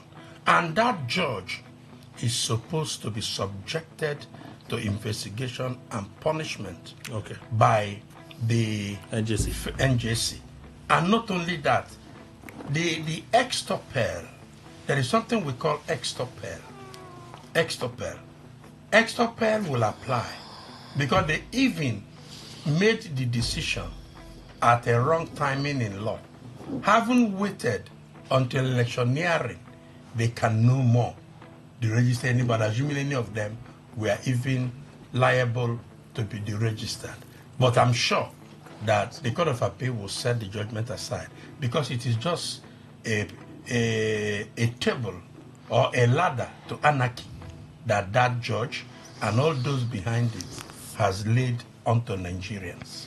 Mr. Ekene? Yeah, just my slight departure from what my colleague just said is that however bad a judgment, however invalid, however wrongly founded a judgment of court is, unfortunately, is expected to be respected, and then parties are expected to be bound by it. The only window you have when you're dissatisfied with that judgment, including identifying the flaws, just as he has enumerated, is to quickly approach the appellate court to set aside that judgment. So I would rather advise the incorporated trustees of the former legislators forum or whatever it was, and then probably even including INEC itself. If INEC is sincere and objective, considering even the affidavit they filed at the time, right, could also appeal or join in that appeal against this judgment, because otherwise they will be held to be bound by the judgment. No, but so, there's a Court of Appeal order. No, that's what it's still. That's why I said they should return to the Court of Appeal. Okay, they should return to the Court of Appeal. Yes, first, but based on their order. Yeah, no, but you know one thing, you just can't even just return, okay? Even while the superior courts are there supervising the inferior courts, the lower courts, okay? A judgment entered by, that's one other thing about the independence of the judiciary. When we always say independence of the judiciary should stand, it also means that to some extent, even if wrongly, the findings of judges should be respected. Okay. Otherwise, if we continue to, even if the superior court, even the Supreme Court cannot just wake up and just twist the hand of a judge. So even if I made a judge today and I turned the law upside down and I said that is my judgment, even the Chief Justice of Nigeria would expect and would have to honor that judgment. All they would do is that when that judgment comes on appeal against it, then they will do all of the tongue lashing and all that against me. What you have said, I understand, and I Generally. hope that those listening do understand. But this is my confusion even from yesterday. Yeah. If there's a Court of Appeal stay of proceedings order, right? What is INEC supposed to do? Is INEC supposed to say, oh, this judgment is in violation of this higher court directive? So you choose what to do. Or INEC will go ahead and, naturally, is INEC not supposed to obey the higher court? No, that's why I think I was conscious when I made that explanation. The ruling of the Court of Appeal, right, to the effect that, look, hey, Justice Leaf will stay proceedings on this matter. We're entertaining an appeal. And by what I've just read, even right now, I want Carlo, probably being one of the members of the legal team of the ADC, has even given a background to even all of this, right? That appeal before the Court of Appeal that led to that ruling, okay, for stay, is different from what could come as an appeal against this judgment. At that time, there is no judgment by Peter Lifu.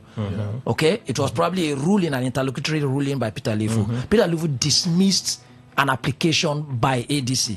Look at what it was. Now, there were also a lot of legal controversies that probably my colleague here also didn't bring that I've also just seen here now about this matter. Okay? Wrong parties, things that you ought not to do. You cannot take any decision on your own as a party in a suit before a court. Once you've submitted to the court, to the jurisdiction of the court takes absolute control of that matter. So even to change a pin A in that process, you must seek and obtain the order of court. So there are assertions here that when the person, that group, okay, first instituted that action, it wasn't properly instituted by reference of their name. They just went by their association. Those are the backgrounds, right? So when they realize that, look, this matter will be thrown away because there is nothing like a forum of, if they are registered, it has to be incorporated trustees of blah, blah, blah. So when they realize that they on their own altered or attempted to amend the processes. So when they attempted to amend the process, it meant that indeed the original process is dead. So, but what this ADC was then worried was that Peter Lifu some sort of resurrected that dead process by giving. So that was what led to the appeal. So it's interlocutory. So if that was what led to the appeal, and Peter Lifu went on, agreed here, established that it's disrespect to the Court of Appeal, but entered a judgment. There is a judgment now. When we say judgment is faulty, meaning that the ground of that fault, we say the character that is faulty of that judgment includes the disobedience. It is not just about to go back to the Court of Appeal to say, the stay of proceedings order you granted, this man has violated it. That's a different one. In my view, file an appeal against this judgment. But when it now goes still to the Court of Appeal, you see that the Court of Appeal will look at the whole matter holistically. But it cannot be on the premise of the earlier appeal against that interlocutory ruling of Peter Lifu. Perhaps I still do not have the answer. Right? Whoa. It's not clear. If the Court of Appeal says this matter will be heard in October, stay proceedings till October. Yes. Right? Yes. There is a judgment yesterday. June. Yes.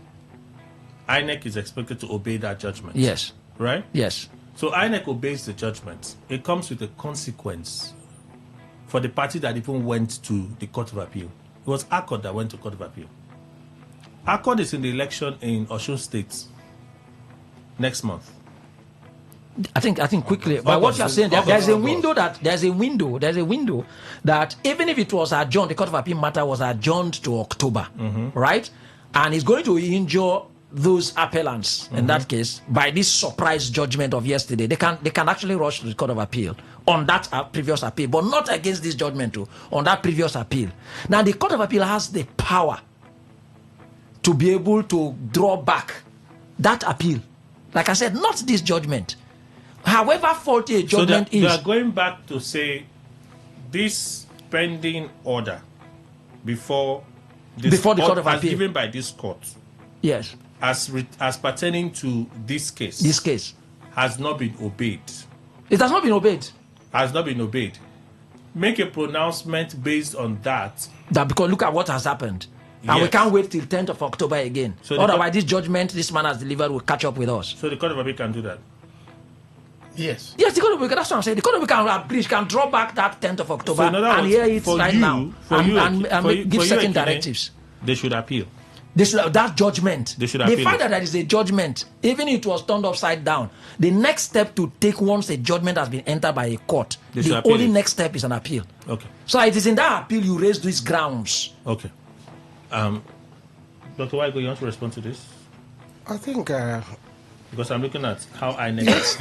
When we're talking about democracy, that's what we call constitutionalism. That's governing according to dictates of the law. And what is the law here is what the court says. So now the question is, we have two judgment. Some lawyer will say injunction and judgment. They will tell you one is superior to the other. But that's a confusion on the part of INEC. Ordinarily, the judgment, INEC doesn't have any other thing than to take action based on the statement of what the court. But here you have two confusing judgments. And that's why we're asking this question. Do you think you need until you appeal to a Court of Appeal? There's a confusion. There are no two judgments. There are no two judgments. That's an argument. That's what I'm saying. No, that when that's why we are here now. when you are saying that injunction is inferior to judgment, that's not even what it is really. There is no court of appeal. There is court of appeal injunction restraining the court. The lower court. Yes, from there is no court of appeal judgment. There is a court of appeal ruling. I said injunction. That's okay. Injunction, not an order. It's an order. It's an order. Court, yes. So that's what I'm saying. That's order. So the proceeding. Yes, trying to tell you, don't go ahead.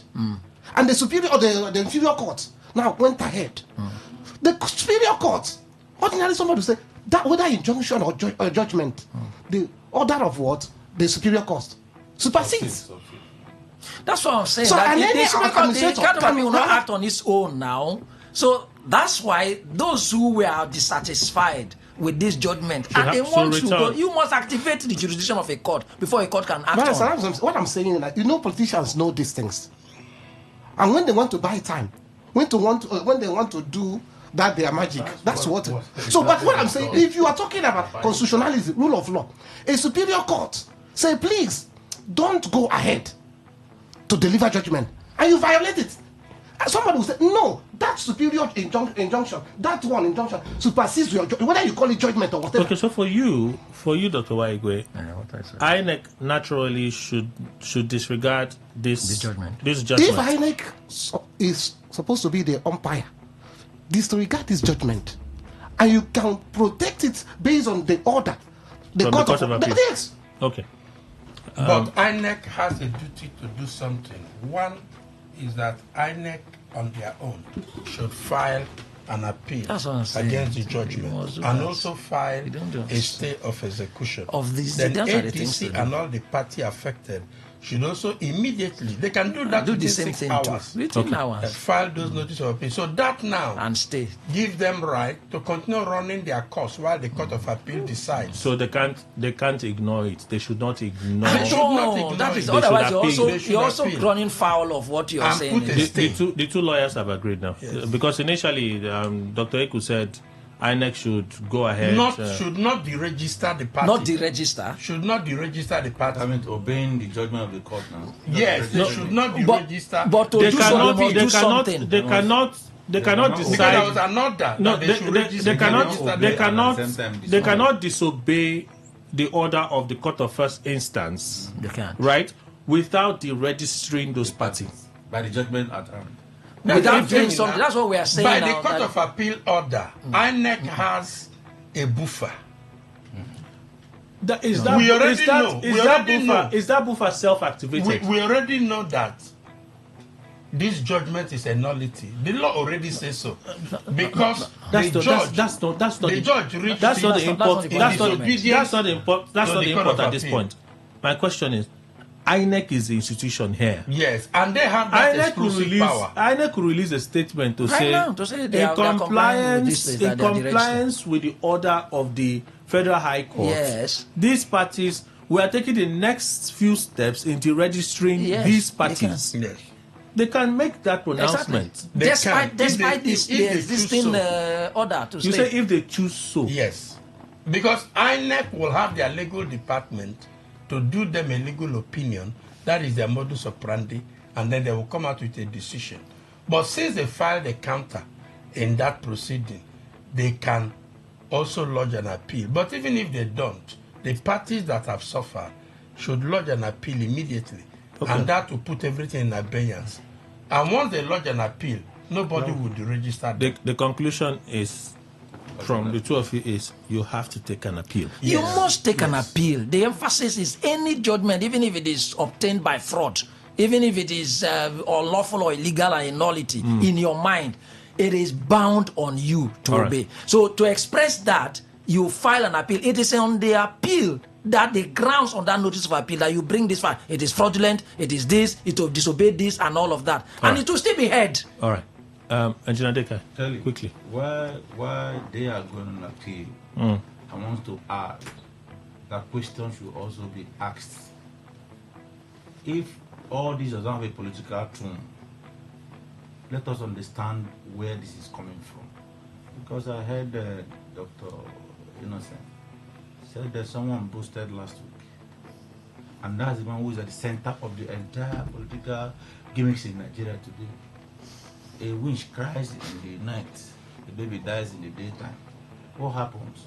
Let the citizens question the situation we have at hand. Let them go on appeal. And all the best lawyers that they have, let them look at all the holes. And in fact, INEC, who file a counter-affidavit, should also do that now. And said, based on what I said before, these people does not have the legal, these people are qualified. Please, appeal court, state proceedings, while we continue to look at the holes or the findings, appeal is the only way to go. And still proceed. And this appeal court, who has earlier given judgment, should come to the occasion now. All right. To also consolidate all they've done for democracy to strive in Nigeria. Okay. At this moment. Mr. Ndukwe. Well, Kelly, I don't know about democracy. So, all I know is that they should go on appeal. Both INEC and the political parties that they attempt the registry. Let them go on appeal, Kelly, because two wrongs can never make a right. If, for instance, Court of Appeal has given that injunction before and they violated it, you stay. You see, you may be staying at your own risk. Because when things will pass you naturally, and if, for instance, there's anything they are going to do, and that thing has passed because of this particular order of lower courts, which you said, no, I ignore it, and it's not called for. But if you appeal, it will galvanize everything, every attention will be on it, and then they will come out with a position and say, we maintain that injunction we gave before. So, stay execution on anything. And for me, it's the best way to go. That's almost a natural way to go. It's just like all these other matters where the courts have always frowned. Even the other political matters where the Oyo Convention of PDP, it was strongly on the ground that there was an order that you shouldn't do this, and you went out to do it. All right. So, but there has to be an action. There has to be an appeal that the Court of Appeal will now have the opportunity to say, hey, you, Justice Lifu, there has been an order that we said stay proceedings, and you went ahead to do this. This your judgment is a nullity. 0810-9510951. Let's take few calls, very few calls. I read some messages earlier, so let's go. 60 seconds. Good morning, Today 95.1. Good morning, Kelly. Welcome, Frank. Please go on. Yeah, I greet all your guests in the studio.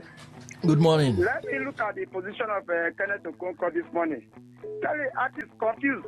Kenneth Okonkwo has been going around almost all the national televisions to talk against his brother Peter Obi from Southeast.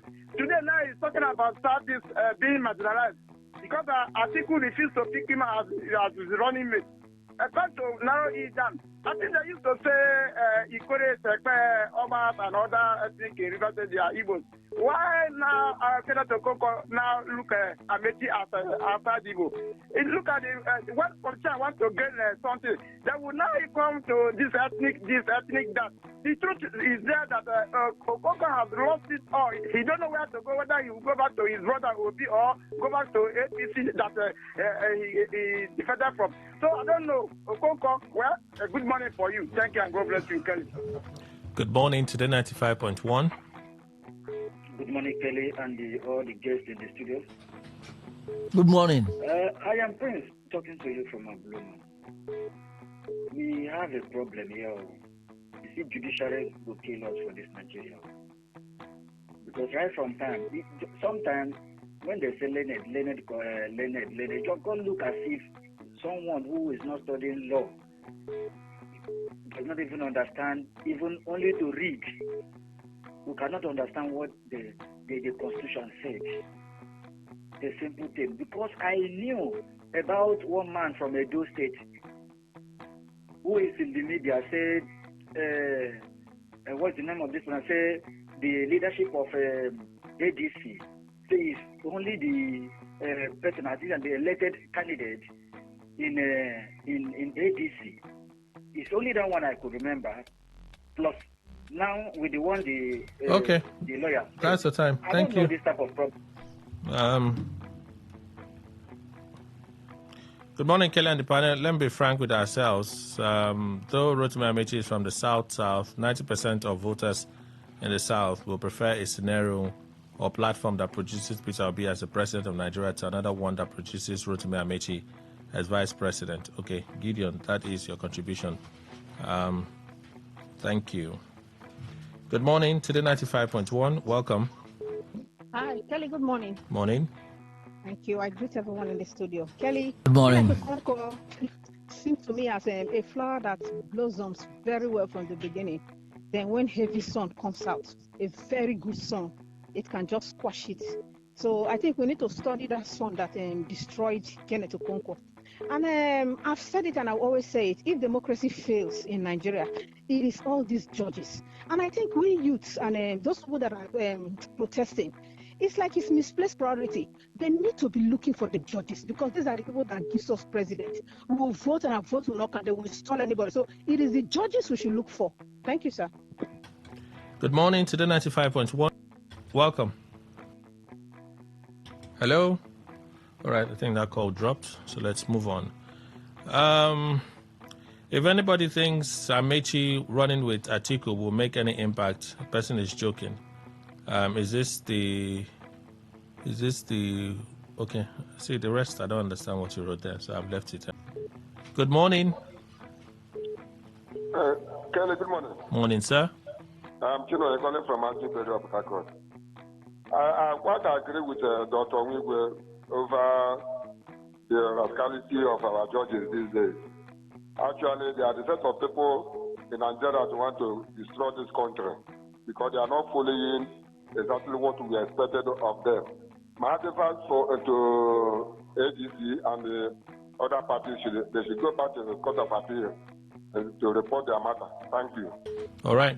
Just a bit of correction. When we're talking about Amechi's chances in the South, APC won Rivers.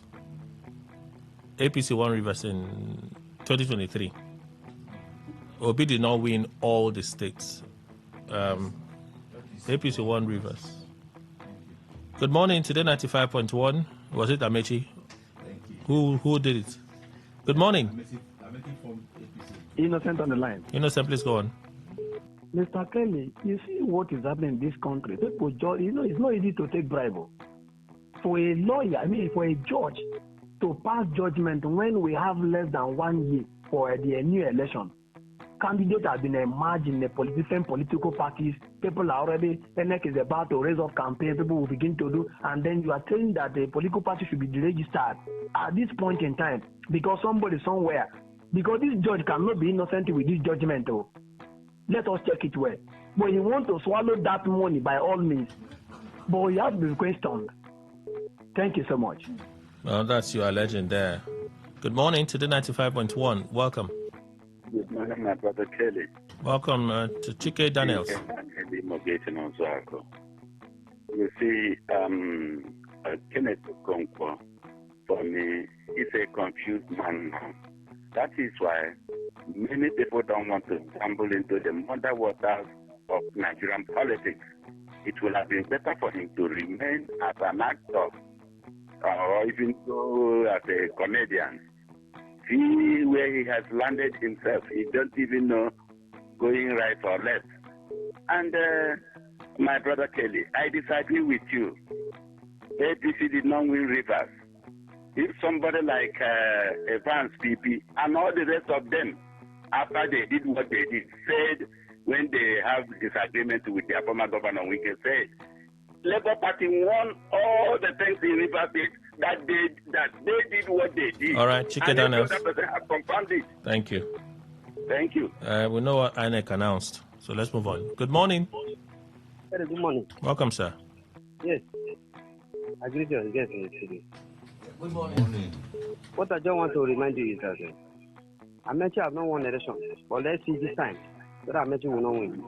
Remember, all those Rainbow Coalition members, Amechi made them, and all of them, they are coming back home.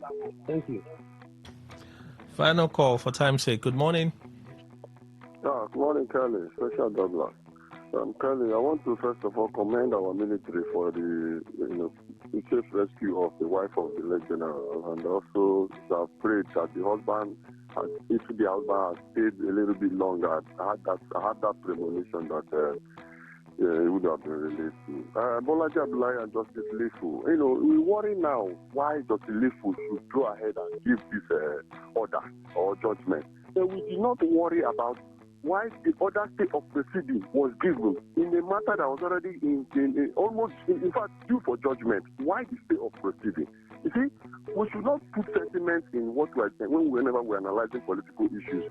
This is something politicians do between each other. Whoever advances the order should take the day. We shouldn't put sentiments in this, please. Thank you so much. Thank you. All right. Let me read some more messages. I won't be able to go back to the traditional SMS channel, so I'll just read a few more from WhatsApp. Based on zoning arrangement, I don't see ADC going far in the coming election. The votes remain in the South, and that's between the incumbent president, Tinubu, and former Governor Peter Obi. Ademola Fumi from Rumokuta Market. That is your contribution. Thank you. Okay, correction. Tinubu didn't lose the whole of... Okay, thank you for this again. Thank you very much. Let me see how many more I can squeeze in from here. This one. Amechi running as Atiku's running mate will not bring any vote to Atiku. Amechi, who said that using a northern candidate in this time where it is believed to be a southern turn will be difficult to sell to the south. So Amechi visiting Atiku. Okay, I think you sent the message. Let me move on, Abeg. Amechi will not win in the south because he was one of those that brought APC to us. Chris Chike, that's your contribution. Thank you. While Atiku's calculations is in pairing with Amechi appears strategic, a strategy for penetrating the South-South and neutralizing Peter Obi's South-East dominance, it critically underestimates that ethnic calculus alone cannot override the electorate's yearning for credible, grassroots-focused leadership over recycled political alliances. Chukamora Anthony from Ajip. Okay. English there. It's so unfortunate that Kenneth Okonkwo is crying foul when his political career has just been buried by his greed.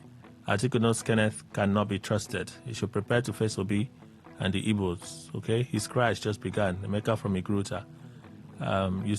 The incident of a man who kidnapped his sister and chained her for a year and few months is a sign of the end times. Nobody should be surprised. Or he's into diabolism. Simply goodness from Malakaya, your contribution there. Thank you. Kenneth Okonkwo is just playing his Nollywood script. Okay, Kelly from Port Harcourt, I read the message from you already, so let's move on. Mazi Erian, Chibika Amechi, we agree to that judgment. I know him.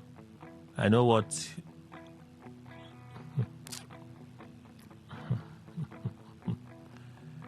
By creation, INEC is with the law. Very clear that INEC must not receive any correspondence from any lower court till after October 27. Okay, Obialo promise. That is your contribution. Okay, I think I've raced through most of the text messages. Let's read or listen to your voice messages. Okay, we listen to a few. Where do we begin? I think we can begin with this one. Here we go. Good morning, Sakali. Bishon Dupuya, no respective guest. Federal High Court order for the registration of ADC, APP, Accord, and others. For me, it's a very welcome development because they are the same people of different uniform. Also, Honorable Rutumi Amechi accept to be a VP to Alhaji Atiku Abubakar. For me, is very laughable. Is it not the same man that said he did not buy phone to become VP? Now, because that is the only option for him, so that he will not go for political extinction. Also, for our leader, Nyelishi Groba, I thank him for his numerous projects that have been coming.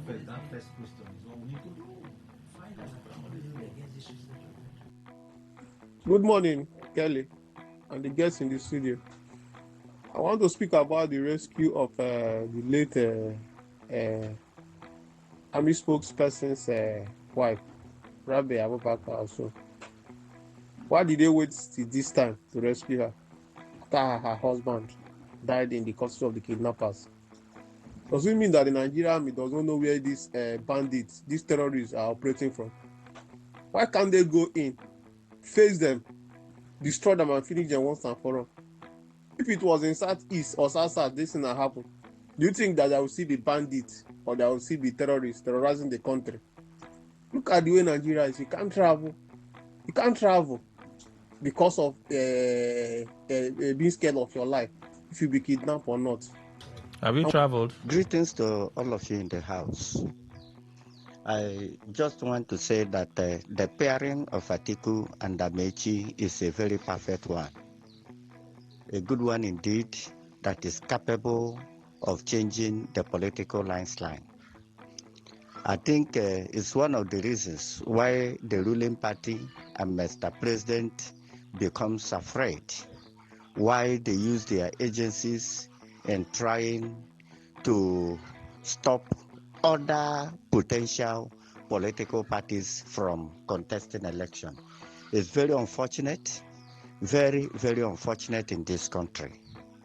We hope that the judiciary should live up to expectation and ensure that Nigerian democracy will be sustained. Bonnie O'Bonnie from Ichie. Kelly, good morning. I'm Manuel from Iwofe. Kenny, when they say Kenneth Okonkwo is a movie man, people don't understand. I remember once, one of his rantings, he said when PWB was still in ADC that he was consulted as a stakeholder from the Southeast. Now, they didn't consult him when they picked Rotimi Amechi.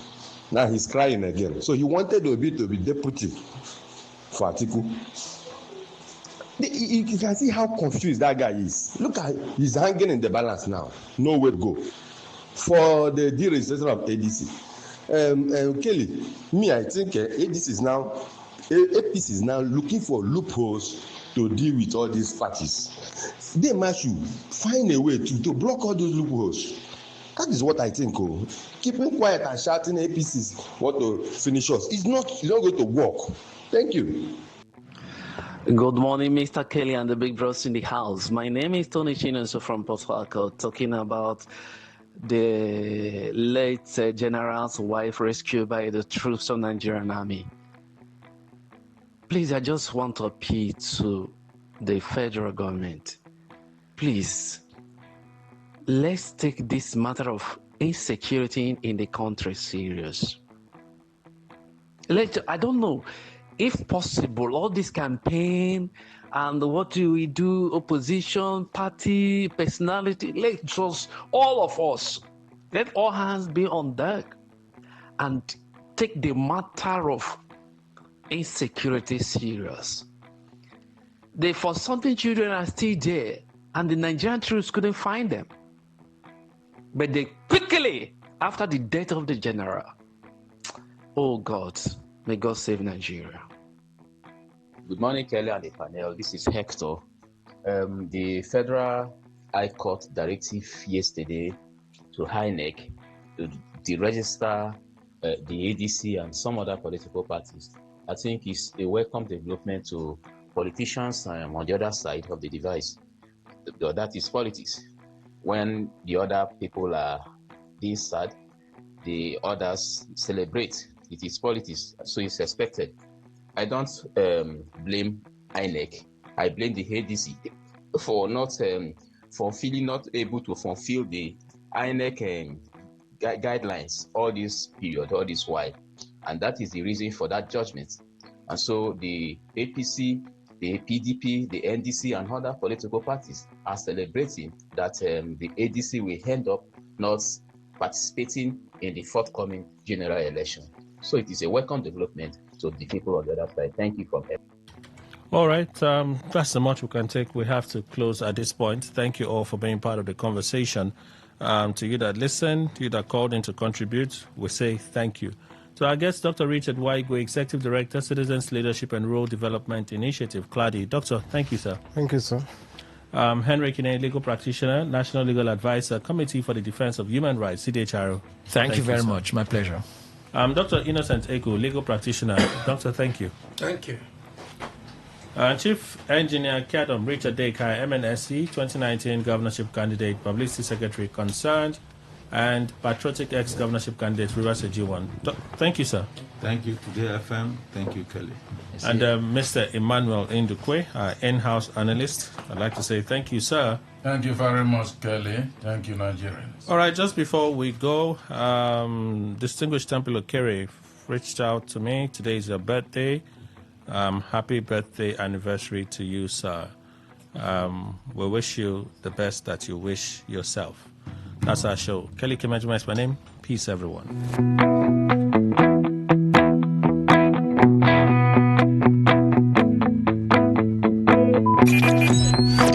Talk radio. I listen to a lot of talk radio. 95.1 FM.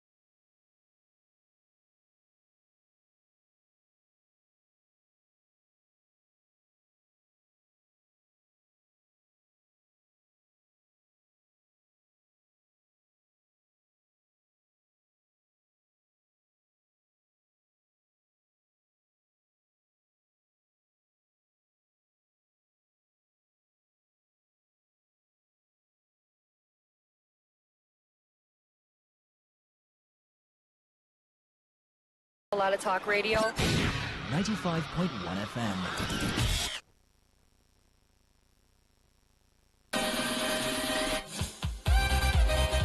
Get ready to turn up the volume and dive into the heartbeat of entertainment. From the hottest celebrity gist to trending music, movie buzz, viral moments, and behind-the-scenes drama. This is where the fun never stops. Tuning to Entertainment Today, only on Today95.1 FM, Voice of the People, your station for pure entertainment. Weekdays, 11:30 a.m.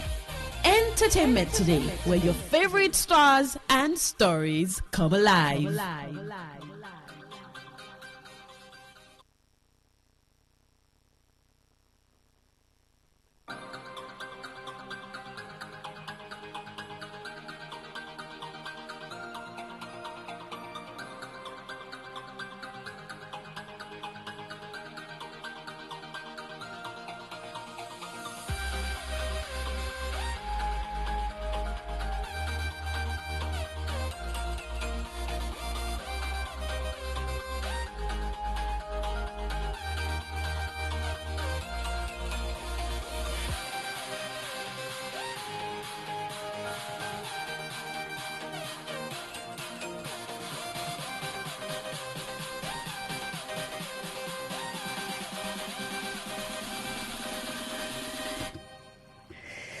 Entertainment Today on Today95.1 FM, Voice of the People. Dawn says, I look Italian today, and if she were to give me an Italian name, it would be Bella. So it's spelled B-E-L-A. You want to pronounce it Bella, but then Italians will call it Bella. So you can call a lady today, hello Bella. Okay, that's your beautiful. All right, welcome to Entertainment Today on Today95.1 FM, Voice of the People. It is June 16, 2026, 11:33, and we're going to talk entertainment. I saw this video where Kate Henshaw said on Blood Sisters, there was a sexual and intimate scene with Daniel Etimefeong, and she said she was actually bare, like she didn't have any con on or anything. Yes, I'll play you the video. Some of you, I know you. Yes, I'll play that video. She was bare, and I like a lot of people have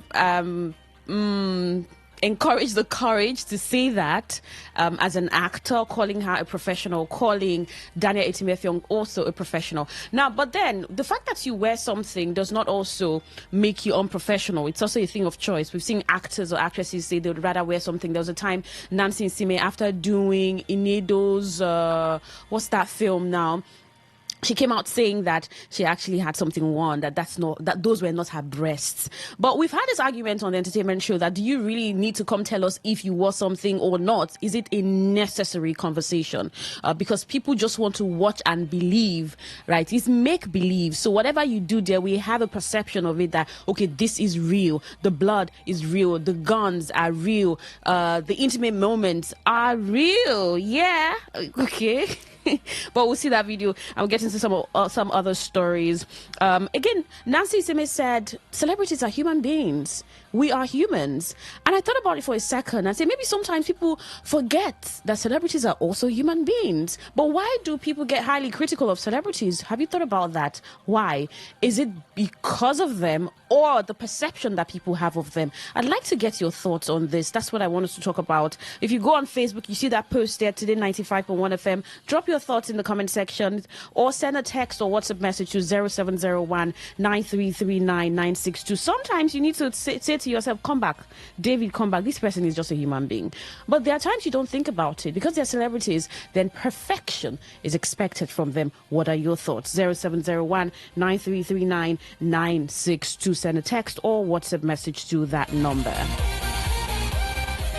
Well, on the foreign scene where singer Bonnie Tyler is out of a coma but remains very unwell in intensive care, a spokesperson has said that 75-year-old from Skewen, Neath Port Talbot, was rushed to hospital in Faro, Portugal in May for emergency intestinal surgery and placed in an induced coma to aid her recovery. Her condition is improving and doctors are confident she will recover, although progress is slow, the spokesperson added. Tyler's summer tour will be cancelled or postponed while some autumn dates are still hoped to go ahead. A statement posted on the Star's website said she was no longer in a coma but remains very unwell and in intensive care in an hospital in Portugal. Although her condition is improving, it is a slow process. Her doctors remain confident that she will make a good recovery, but it is going to take time. It added. The spokesperson thanked fans for their huge outpouring of love and support from around the world, adding that Tyler was aware of it and grateful for the good wishes. The statement also apologized for disruption to her summer tour date, saying, "We apologize to all of Booney's fans and to our promoter partners for the disappointment that this will cause, but trust that you will understand and bear with us in these difficult circumstances." Booney Tyler was due to perform at Sunshine Festival in Worcester this summer, along with a number of European dates. She is also booked to perform at Cardiff's Utilita Arena on 17th of December, which it is hoped will still go ahead. Her team asked for privacy and said further updates would follow when there were significant developments.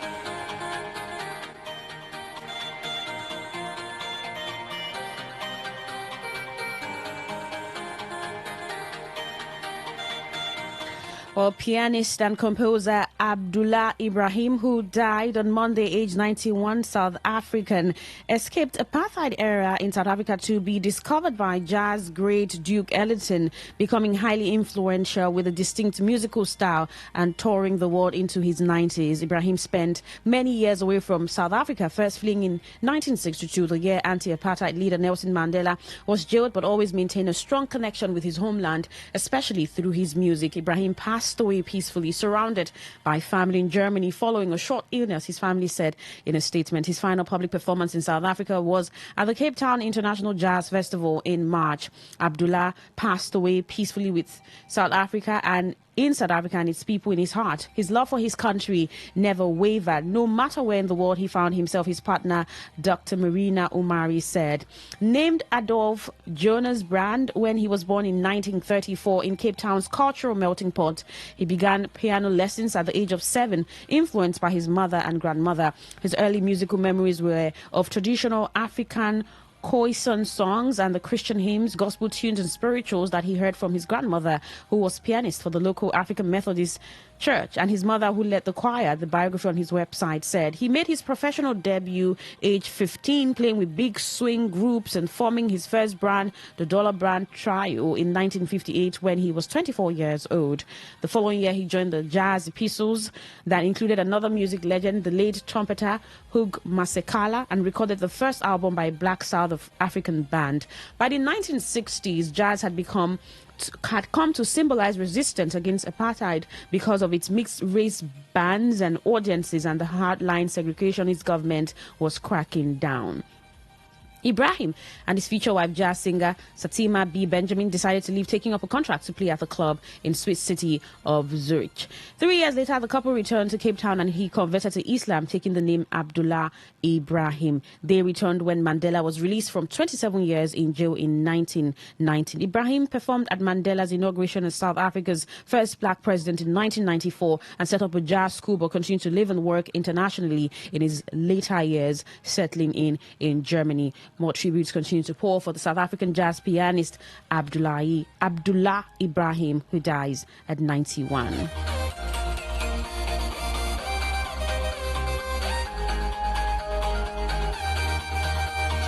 Well, actor Olariwaju Omeikan, popularly known as Baba Ijesha, has announced the birth of his son. The actor disclosed this on Instagram. In an Instagram post on Monday, sharing a maternity photo shoot featuring himself and his wife, expressing gratitude to God, Baba Ijesha revealed that the couple welcomed a baby boy named King Kagar Omoyinka. He wrote, "In quiet ways, in unseen ways, God has been writing a story only he could tell. We thank the Almighty for blessing us with a healthy baby boy."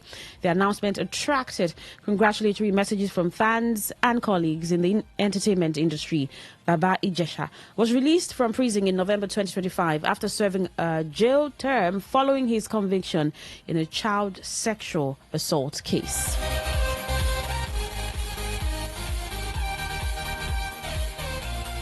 Well, Nollywood actress Shine Rossman has expressed deep concern about the state of Nigeria while also reflecting on personal loss and the lasting influence of her late father in an emotional interview with media personality Today Jidon on With Today. Speaking during the conversation, Rossman opened about her relationship with her father, describing the time she spent with him as impactful despite its brevity.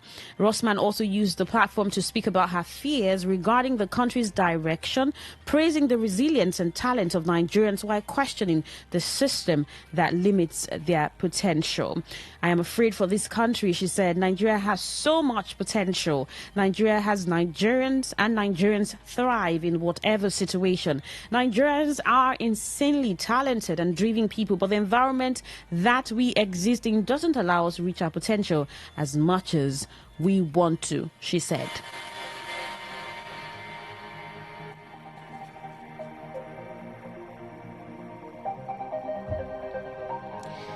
Well, lastly, where actress Kate Henshaw has opened up about filming an intimate scene with Daniel Etimefeong in Blood Sisters Season 2, emphasizing the importance of professionalism and communication on set. In an interview with Today, Jidon Henshaw said she and Etimefeong had a conversation before filming to establish comfort levels and boundaries. She noted that the discussion ensured both actors were aligned and able to carry out their roles appropriately. The actress confirmed she was topless during the scene and pre-shoot preparations. She commended Etimefeong for his respectful conduct, stating that he remained professional throughout the process. Henshaw praised her co-star's demeanor on set, describing him as respectful and focused while handling the sensitive scene. I had a conversation with Daniel about the sex scene. How far are you comfortable? And he said, since no problem was topless with him, at no point did Daniel get an erection. He's a good boy, she said.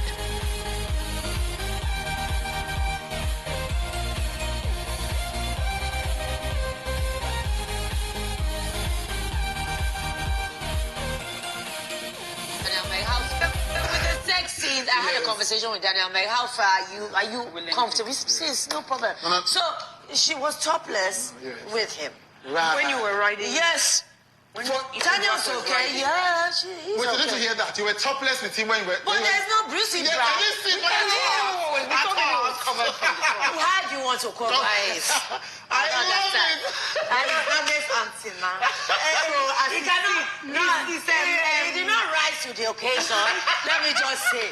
So he's safe. He's a good boy. Yes. He did not rise. Did Daniel rise to the occasion? Let me clear that outside. He slept through it. Yes, he's a professional. He is an actor. True professional. Yeah, true professional.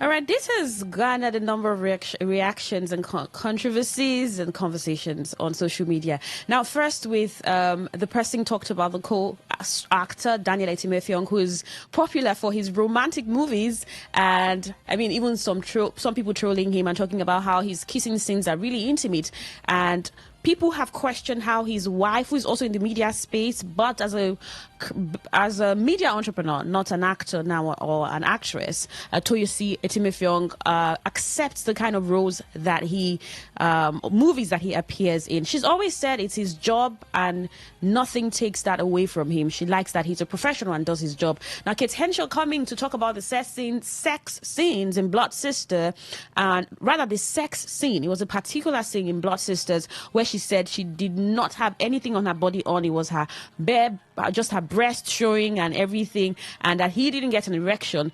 Comes back to the conversation that actors can't just be actors. They are doing their job.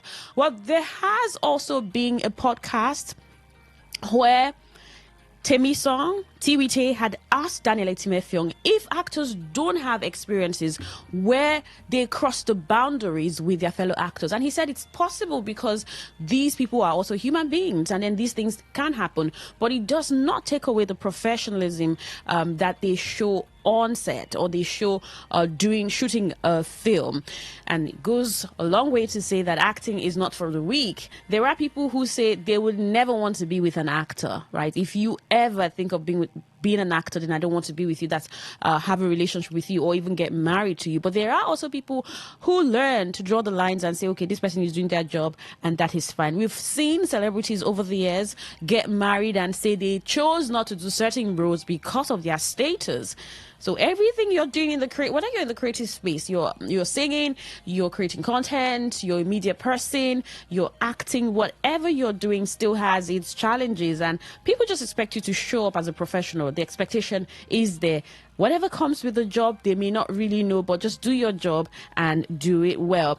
But then Nancy Isime says we're human beings. The expectations that people have of actors sometimes is too much, and then they expect you to show up as perfect, 100% person, an angel, maybe. If there's a word, if that suits the context, show up without imperfections. But she says we're human beings, we make mistakes, we have issues, we have challenges. That's why you see a celebrity going through a mental breakdown, right? Financial situation, relationship chaos, issues, all of this. But sometimes people forget to attribute humanity to celebrities. Do you know why that happens? I'd like to get your thoughts. 0701 9339 962. You can send a text or WhatsApp message to that number 0701 9339 962, or you can drop a comment on Facebook, Today 95.1 FM. Drop a comment there. You're still listening to Entertainment Today on Today 95.1 FM. Voice of the People. Do stay with me.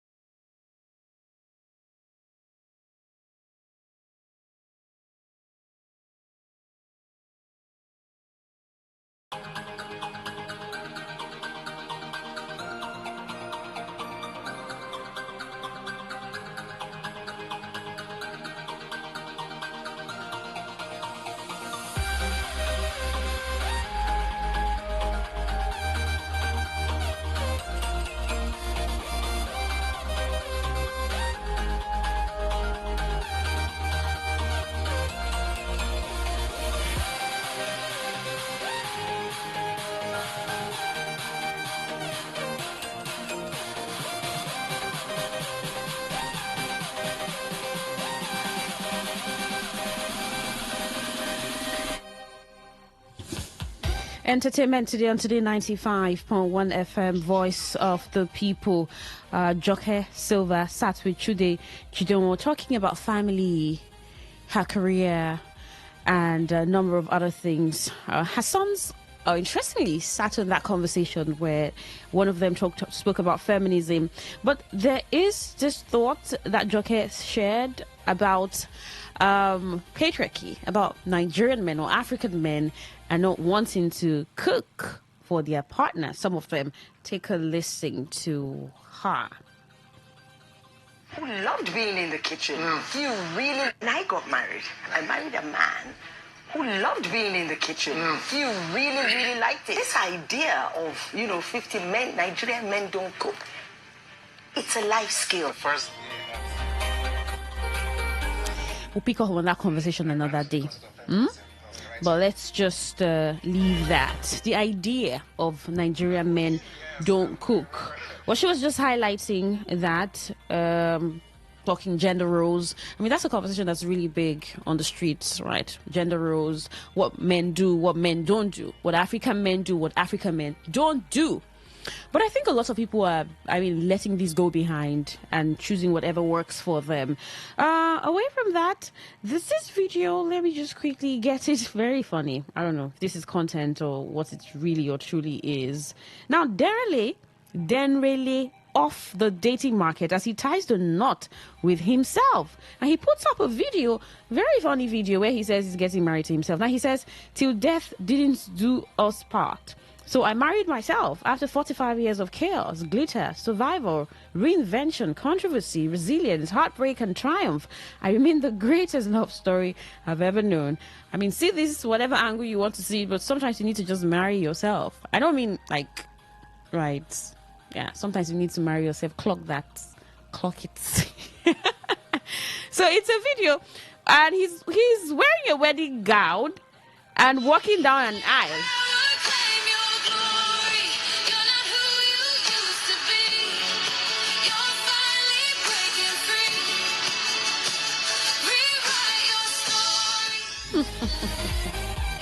Oh goodness. If this is just something for the blogs to talk about, all right, maybe that's okay. But if it's also, a direct or indirect statement of saying, see, the dating markets is what am I going to say now? Finding a partner. People are beginning to talk about how finding a partner is difficult. It's challenging. Yes. Do you say that too? Right? People talk about dating in Port Harcourt, dating in Lagos, dating in Abuja. It's Herculean, it's this, it's that. There's a book. Okay, no, I'm not going to talk about that book. And they will have to pay us some money. But then, maybe that's it for him. It's been frustrating finding a partner. And then as someone who is also known, right, sometimes they say it gets even more difficult as a popular person to get a partner. Some people think differently. They think this thing just works for you when it wants to. And that's what it would be. Rapper Illbliss had put out a post on the 12th of June on his X account. And this was what he wrote. "The Igbos have contributed immensely to the Lagos economy, commerce-wise. If you have a problem with it, hug a frigging transformer. We have made massive investments in real estate too. Other tribes have contributed to. Why is it always a problem when it's the Igbos?" Now, this was a response. First, he put out a post. He had this Igbo Ishiagu fabric on, and there was one fresh palm oil factory he was in front, and then he writes "the Igbo in our blood." From real estate to spare parts to palm oil, the Igbo in our blood. Resilient, mental stamina, incredible foresight. Keep celebrating the Igbos. Wherever you go in the world and you don't find Igbos, leave. It means it's not profitable. And then someone comes on his comment section and says something that Igbos should leave Lagos. This conversation has been ongoing for a very long time, where there were even issues emanating in Lagos State where it was Igbos should leave Lagos State, and people said that Igbos had contributed so much to Lagos and also to whatever land that they were in. Now he comes and tweets again saying that Igbos have contributed immensely to Lagos economy. But then today, the tweet garnered a lot of reactions with Igbos, a number of people exchanging words on X, which is almost normal when this conversation about tribe come to play. And then he says, a few days ago, I tapped a tweet that stated that over the years, the Igbos had contributed commercially to the incredible growth in Lagos alongside other tribes. A bunch of derogatory tweets responded in attack, asking that we should vacate Lagos and return to our erosion-filled ex-barren land. I was upset and responded rather harshly in these words. We bought all your land and we resell to you. I have always been baffled at how hostile certain factions have been towards Igbos when it comes to developing areas outside the Southeast. I apologize if you found my comments brash. It wasn't intended to tarnish Lagos, a state that has accommodated us all and supported our art, our business and our growth. For many years, we live here and it's our home and we will always treat it as such. Thank you and stay blessed. Now, people began to talk about how he was able to balance the conversation and make the conversation come to a conclusion by just apologizing. And then there's just some form of calm with that conversation. But then we're looking forward to a Nigeria, really, where we don't have to always bring up these tribal conversations. Because every time we say one Nigeria, we question it because this tribe it's our turn. We're supposed to do this. No, we are minority. We are majority. There are lots of factors to consider about this. But then it's Nigeria, and it's Nigeria. Despite the differences in languages, we're all human beings. So maybe we can just accept that we're all human beings and we can love ourselves. And as an entertainer, a singer for that matter, how he was able to handle that conversation on X and bring it to a close, at least for this moment, is what some people have congratulated him for. I'm of the strong belief that a man is built to love a woman and still cheat on her. Shank comic. We'll pick up on this conversation some other day. People just put out their thoughts here and there, and it depends on how you take it or what it means to them, right? We have seen, I also saw this post where Arasta says, one thing many people may not know about me is how much I value spending time alone. A lot of creatives say this. I mean, most times creatives, singers, actors, most of them, they tell you how introverted that they are because it's a moment for them to think through their creative process and also give you all the glitz, the glamour that you see, the excitement that you see may not even be what their true or real life is all the time. Well, thank you so much for tuning in to Entertainment Today on Today95.1 FM, Voice of the People. The World News with Dawn Wilson coming up shortly. I am Queen Chima. Good morning.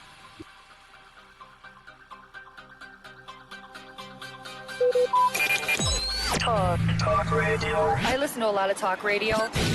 95.1 FM. Whether it's happening in Port Harcourt, South South, Nigeria, or around the world, we've got you covered. On air, online, delivering balanced news and unbiased analysis. Today, 95.1 FM. This Today, 95.1 FM, Port Harcourt. News.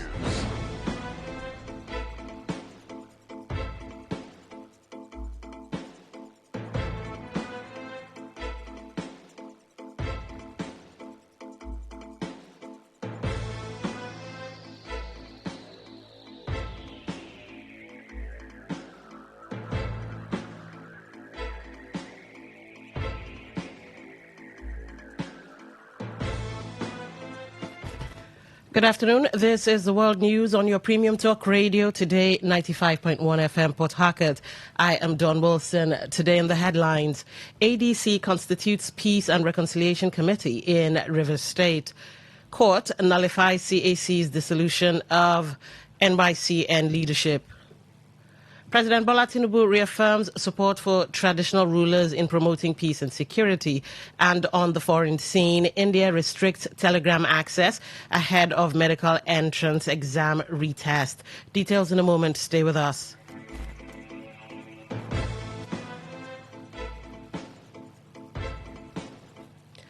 Welcome back, and now the news in detail. The African Democratic Congress, ADC, in Rivers State has constituted a Peace and Reconciliation Committee to address grievances among party members and foster unity within the party. The committee is chaired by Chief Emmanuel Chinda, with Joseph Ile serving as secretary. Other members include Barre Dor Badom, Joba West, Chukuma Akani, Commodore Promise Dapa, Irene Kaladapa, Tom Inkotaria, and Chief Emenike Ebete. The ADC chairman in Rivers State, Chief Chukwudi Dinkpa, congratulated the committee members and urged them to carry out their assignment with diligence and commitment by reconciling party members aggrieved by issues arising from party primaries and other internal disputes.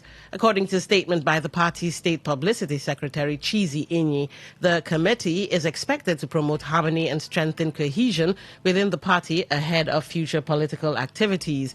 The committee members will be formally inaugurated tomorrow at the ADC State Secretariat.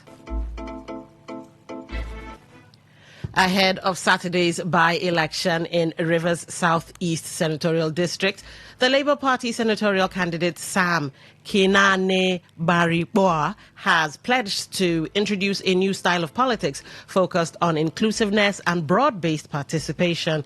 Kinane Bariboa said his administration would depart from the traditional winner-takes-all approach and embrace collaboration across political divides for the benefit of the people. Speaking with newsmen after a meeting with party leaders in Port Harcourt, the Labour Party candidate stated that effective leadership requires drawing from the best talents across political affiliations rather than relying solely on members of one party. Let's take a listen to what was said.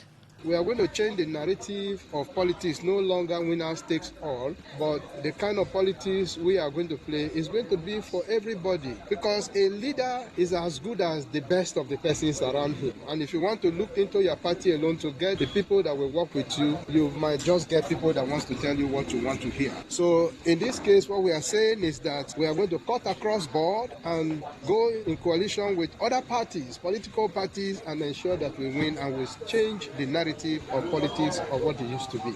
Kinani Bariboa urged constituents to protect their votes and resist any attempt to undermine the credibility of the election. I have just finished briefing the leaders of the party now that I'm in the race and have told them all that I've done, and they are very, very impressed with what we have done so far. So come the 20th of this month, I am on the ballot and we are sure of winning.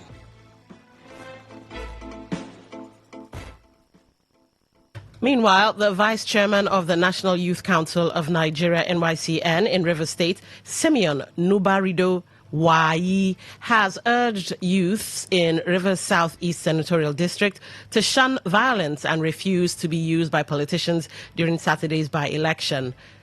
Nubarido Wayi, who is also the Director General of the Rivers Southeast Youth Assembly, called on young voters across the 7 local government areas of the district to conduct themselves peacefully and resist any form of intimidation during the electoral process. He encouraged voters to remain vigilant by monitoring the election from polling units through ward and local government collation centers to ensure that every valid vote is protected and counted.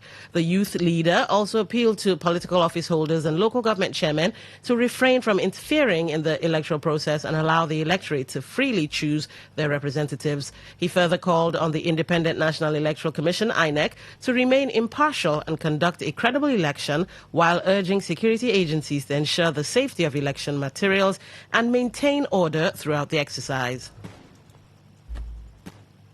The Rivers State government has reaffirmed its commitment to strengthening partnerships with educational institutions to promote women's empowerment and sustainable development across the state. The secretary to the state government, SSG, Dagogo Wokoma, gave the assurance during a meeting with a delegation from Robert Gordon University Business School, Aberdeen. Represented by the Permanent Secretary, Special Services Bureau, Didi Friday Wokoma, commended the Women Entrepreneurs Accelerate Africa initiative, describing it as a timely program that will equip women entrepreneurs with practical skills in artificial intelligence, AI, financial management, and business development. He noted that the training would enhance participants' capacity to grow their businesses and contribute to economic development. The SSG stressed that the state government recognizes the importance of skill acquisition and capacity building for women and will continue to collaborate with reputable institutions to advance women's economic empowerment. Speaking for the delegation, Associate Professor Po Yening, who said the program was designed to address entrepreneurial skills gaps among women across Africa, expressed optimism about deeper collaboration with the River State government and disclosed that the initiative will also be implemented in Lagos, Nairobi, and Pretoria. The former caretaker committee chairman of Kana local government area, Sani Bekangwa, has opened his defense in a murder case over his alleged involvement in the killing of Dr. Lucky Kina and engineer Dia Dunsara in Pia community.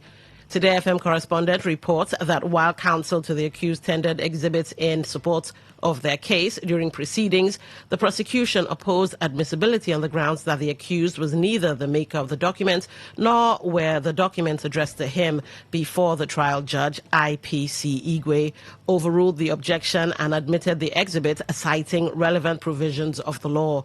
While testifying in court, Bekanwa, the second defendant in the matter, admitted that he mobilized for the arrest of the first defendant, Henry Barikui Dele, following complaints from 3 indigents of Pia community. The trial judge, Igwe, further adjourned the matter to June 30 and July 6 of this year for continuation of the defense by the second accused.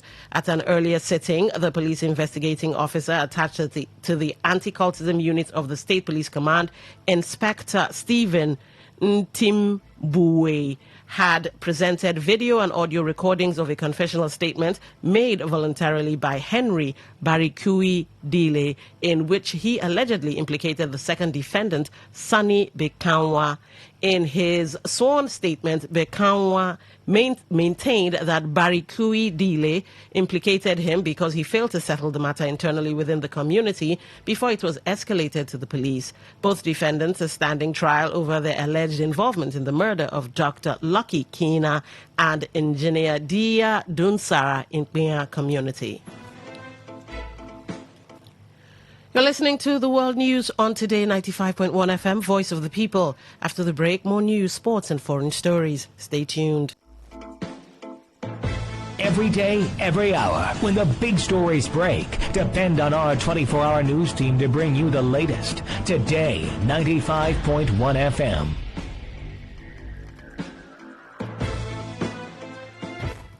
Welcome back.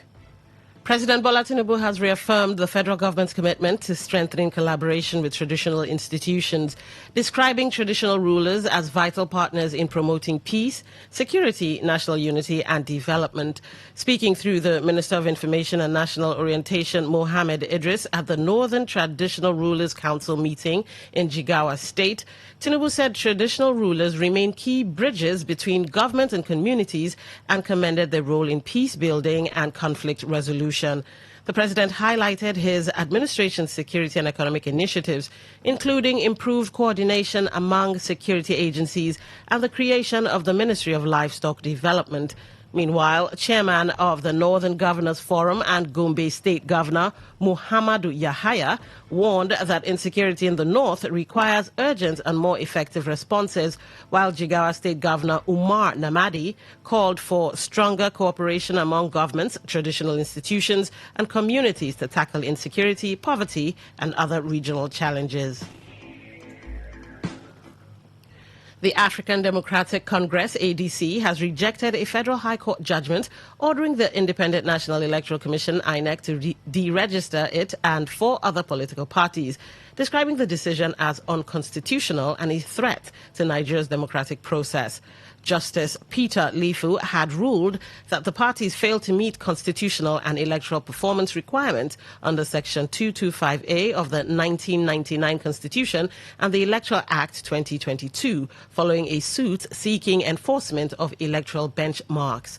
The ADC, however, insisted that INEC itself confirmed the party had met all legal requirements for registration and had opposed any move to deregister it. The party further alleged that the ruling violated an existing Court of Appeal order staying proceedings and accused unnamed political interests of using the judiciary to weaken opposition parties ahead of the 2027 general elections. It said it would challenge the judgment through all legal and constitutional channels, including a petition to the National Judicial Council over alleged judicial misconduct. While reaffirming commitment to the rule of law, the ADC warned that attempts to restrict political competition could destabilize the democratic process, insisting it would remain on the ballot for the next election cycle. The Social Democratic Party's 2023 presidential candidate, Adewole Adebayo, has criticized the Senate for rejecting a proposal to investigate military spending despite worsening insecurity across Nigeria. He argued that transparency and accountability in defense expenditure should not be sacrificed in the name of protecting troop morale, questioning the impact of the government's 5.413 trillion naira security budget amid persistent attacks and kidnappings. Adebayo also called for reforms to strengthen the independence of the Independent National Electoral Commission, INEC, insisting that electoral commissioners should not be appointed by politicians. His comments followed the Senate's decision to reject calls for a probe of military spending, with Senate leaders maintaining that such scrutiny during active security operations could undermine national security efforts, while stressing that accountability remains important. A federal high court in Abuja has nullified the Corporate Affairs Commission's CAC withdrawal of the registration of the National Youth Council of Nigeria, NYCN, and its decision to appoint an interim management committee to oversee the organization.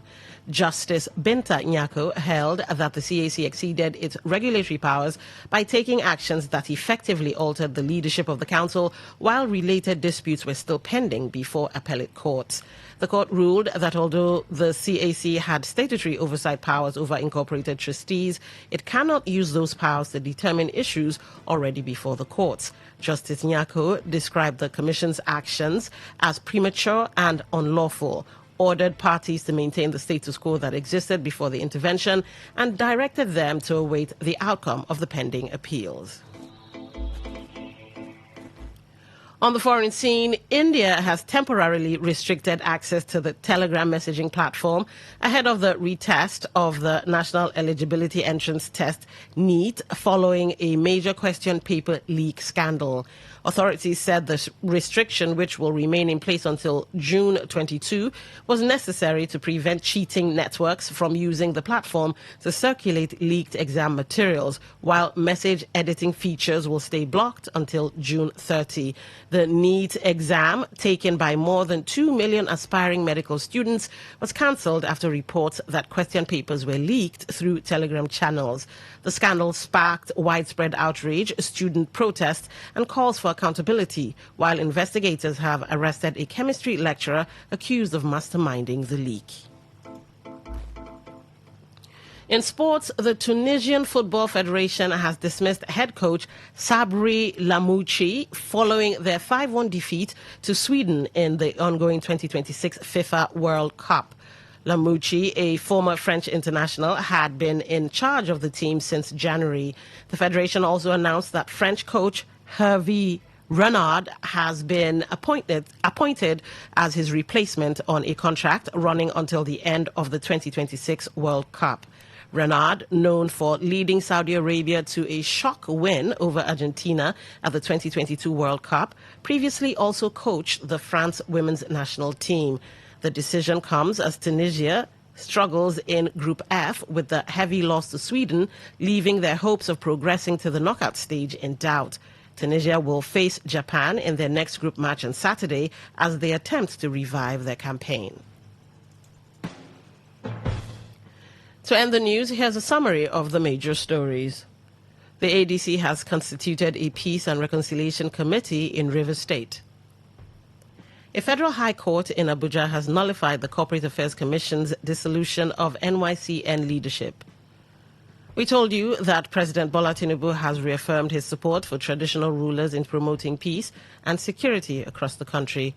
And on the foreign scene, you also heard that India has restricted Telegram access ahead of a medical entrance exam retest. That was the news as edited by Stella Sasongo Okore. For comments and inquiries, please call 0818-389-2850 or send your emails to news@todayfmlive.com. You can read our stories on www.todayfmlive.com, Facebook at Today95.1fm, Instagram TodayFM951, X TodayFM951. You can also join our YouTube live at Today95.1fm. I am Dawn Wilson. Thank you for listening. Have a great afternoon. Today's news, today's entertainment, today's sports, today's issues. Today on Today 95.1 FM, Port Harcourt. Want to know what's happening? Get latest information in sports, politics, lifestyle, you name it. The frequency of choice. Today 95.1 FM. Today 95.1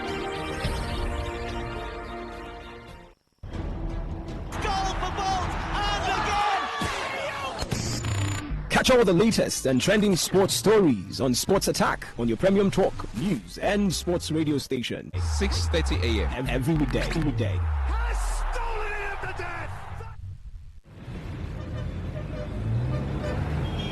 Live from the Gardens. Bentoni Bags Limited. We produce polypropylene branded nylon bags for companies and market use. Oh yes, are you into rice production and packaging of all kinds? Our PP polypropylene bags is specially made for you. Bentoni Bags Limited. We produce top-notch branded bags, nylon for companies' use. Whatever business you are doing, you need our bags for packaging and easy movement. Our products are shopping sacks, agro sacks, nylon, twine, nail sacks, and general PP woven sacks. Locate us at plot in 23 Harbour Industrial Layout, Atani Road, Onisha, behind the former Paul Mike Sports Stadium, Onisha. Our contact phone numbers are 0913-966-3639 or 0813-928-4850. Bentoni Bags Limited. Bentoni Bags Limited. Originality is our name. Talk radio. I listen to a lot of talk radio. 95.1 FM. Wake up to today's quest, where breakfast on the radio is full course. We start with some motivation to ignite the spark in you for a great day. Then a full interactive sports show on Sport Attack 6:30 a.m. Unbeatable and concise news reports on the world news at 7 a.m. And our newspaper review segment now 7:30 a.m. Oh yes, 7:30 a.m. The scoops and the commentaries from my esteemed panelists. Today's quest 6 a.m. to 11 a.m. on Today 95.1 FM, Port Harcourt. Miss it, you miss out.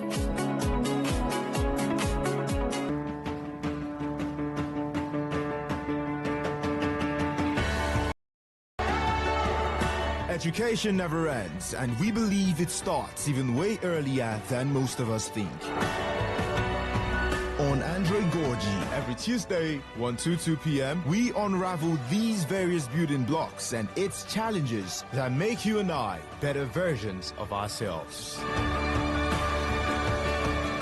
Andre Gorgie on Today 95.1 FM.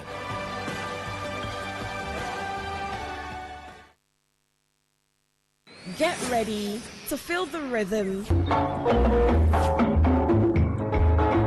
the groove, and the true vibes of Africa. This is not just music. This is high life. From the legends to the latest, we're bringing you the best of palm wine grooves, jazzy horns, and soul-stirring melodies.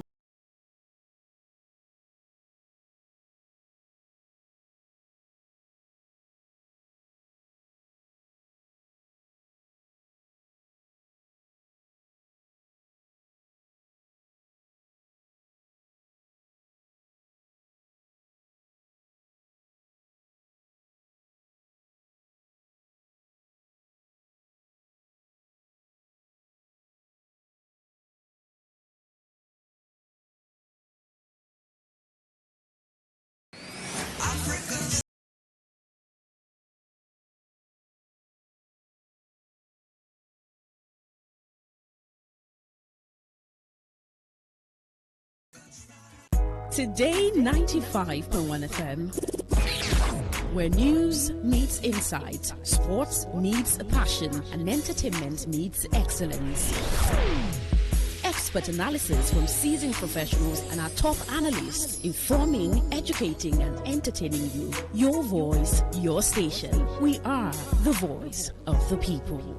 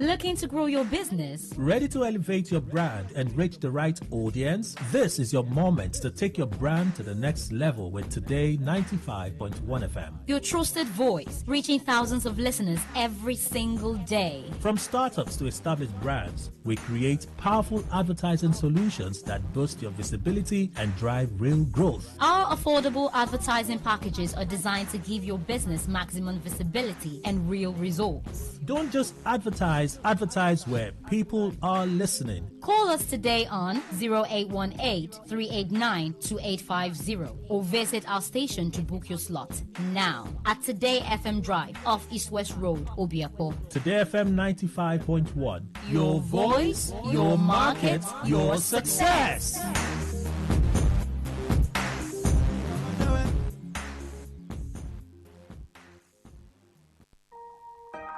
Red is passion.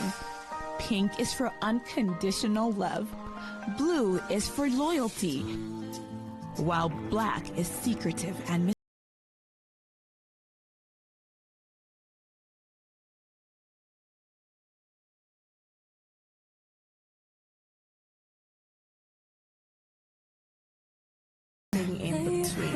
'On Lovey Dovey, Mondays to Thursdays from 11 p.m. beneath the night sky with D Amaka.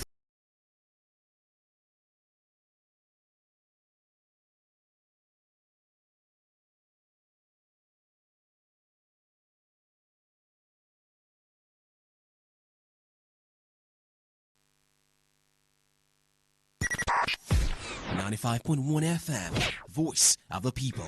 And we're back.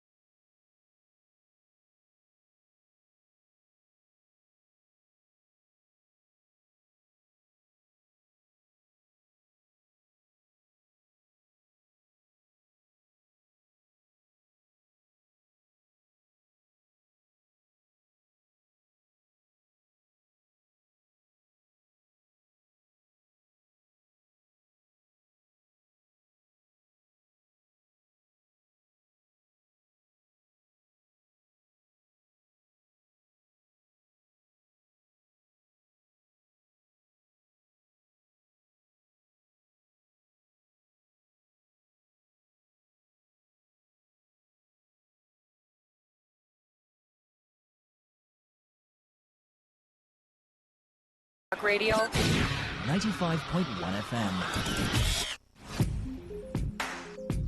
Looking to grow your business? Ready to elevate your brand and reach the right audience? This is your moment to take your brand to the next level with Today 95.1 FM. Your trusted voice, reaching thousands of listeners every single day. From startups to established brands, we create powerful advertising solutions that boost your visibility and drive real growth. Our affordable advertising packages are designed to give your business maximum visibility and real results. Don't just advertise where people are listening. Call us today on 0818-389-2850 or visit our station to book your slot now at Today FM Drive off East West Road, Obiapo. Today FM 95.1. Your voice, your market, your success.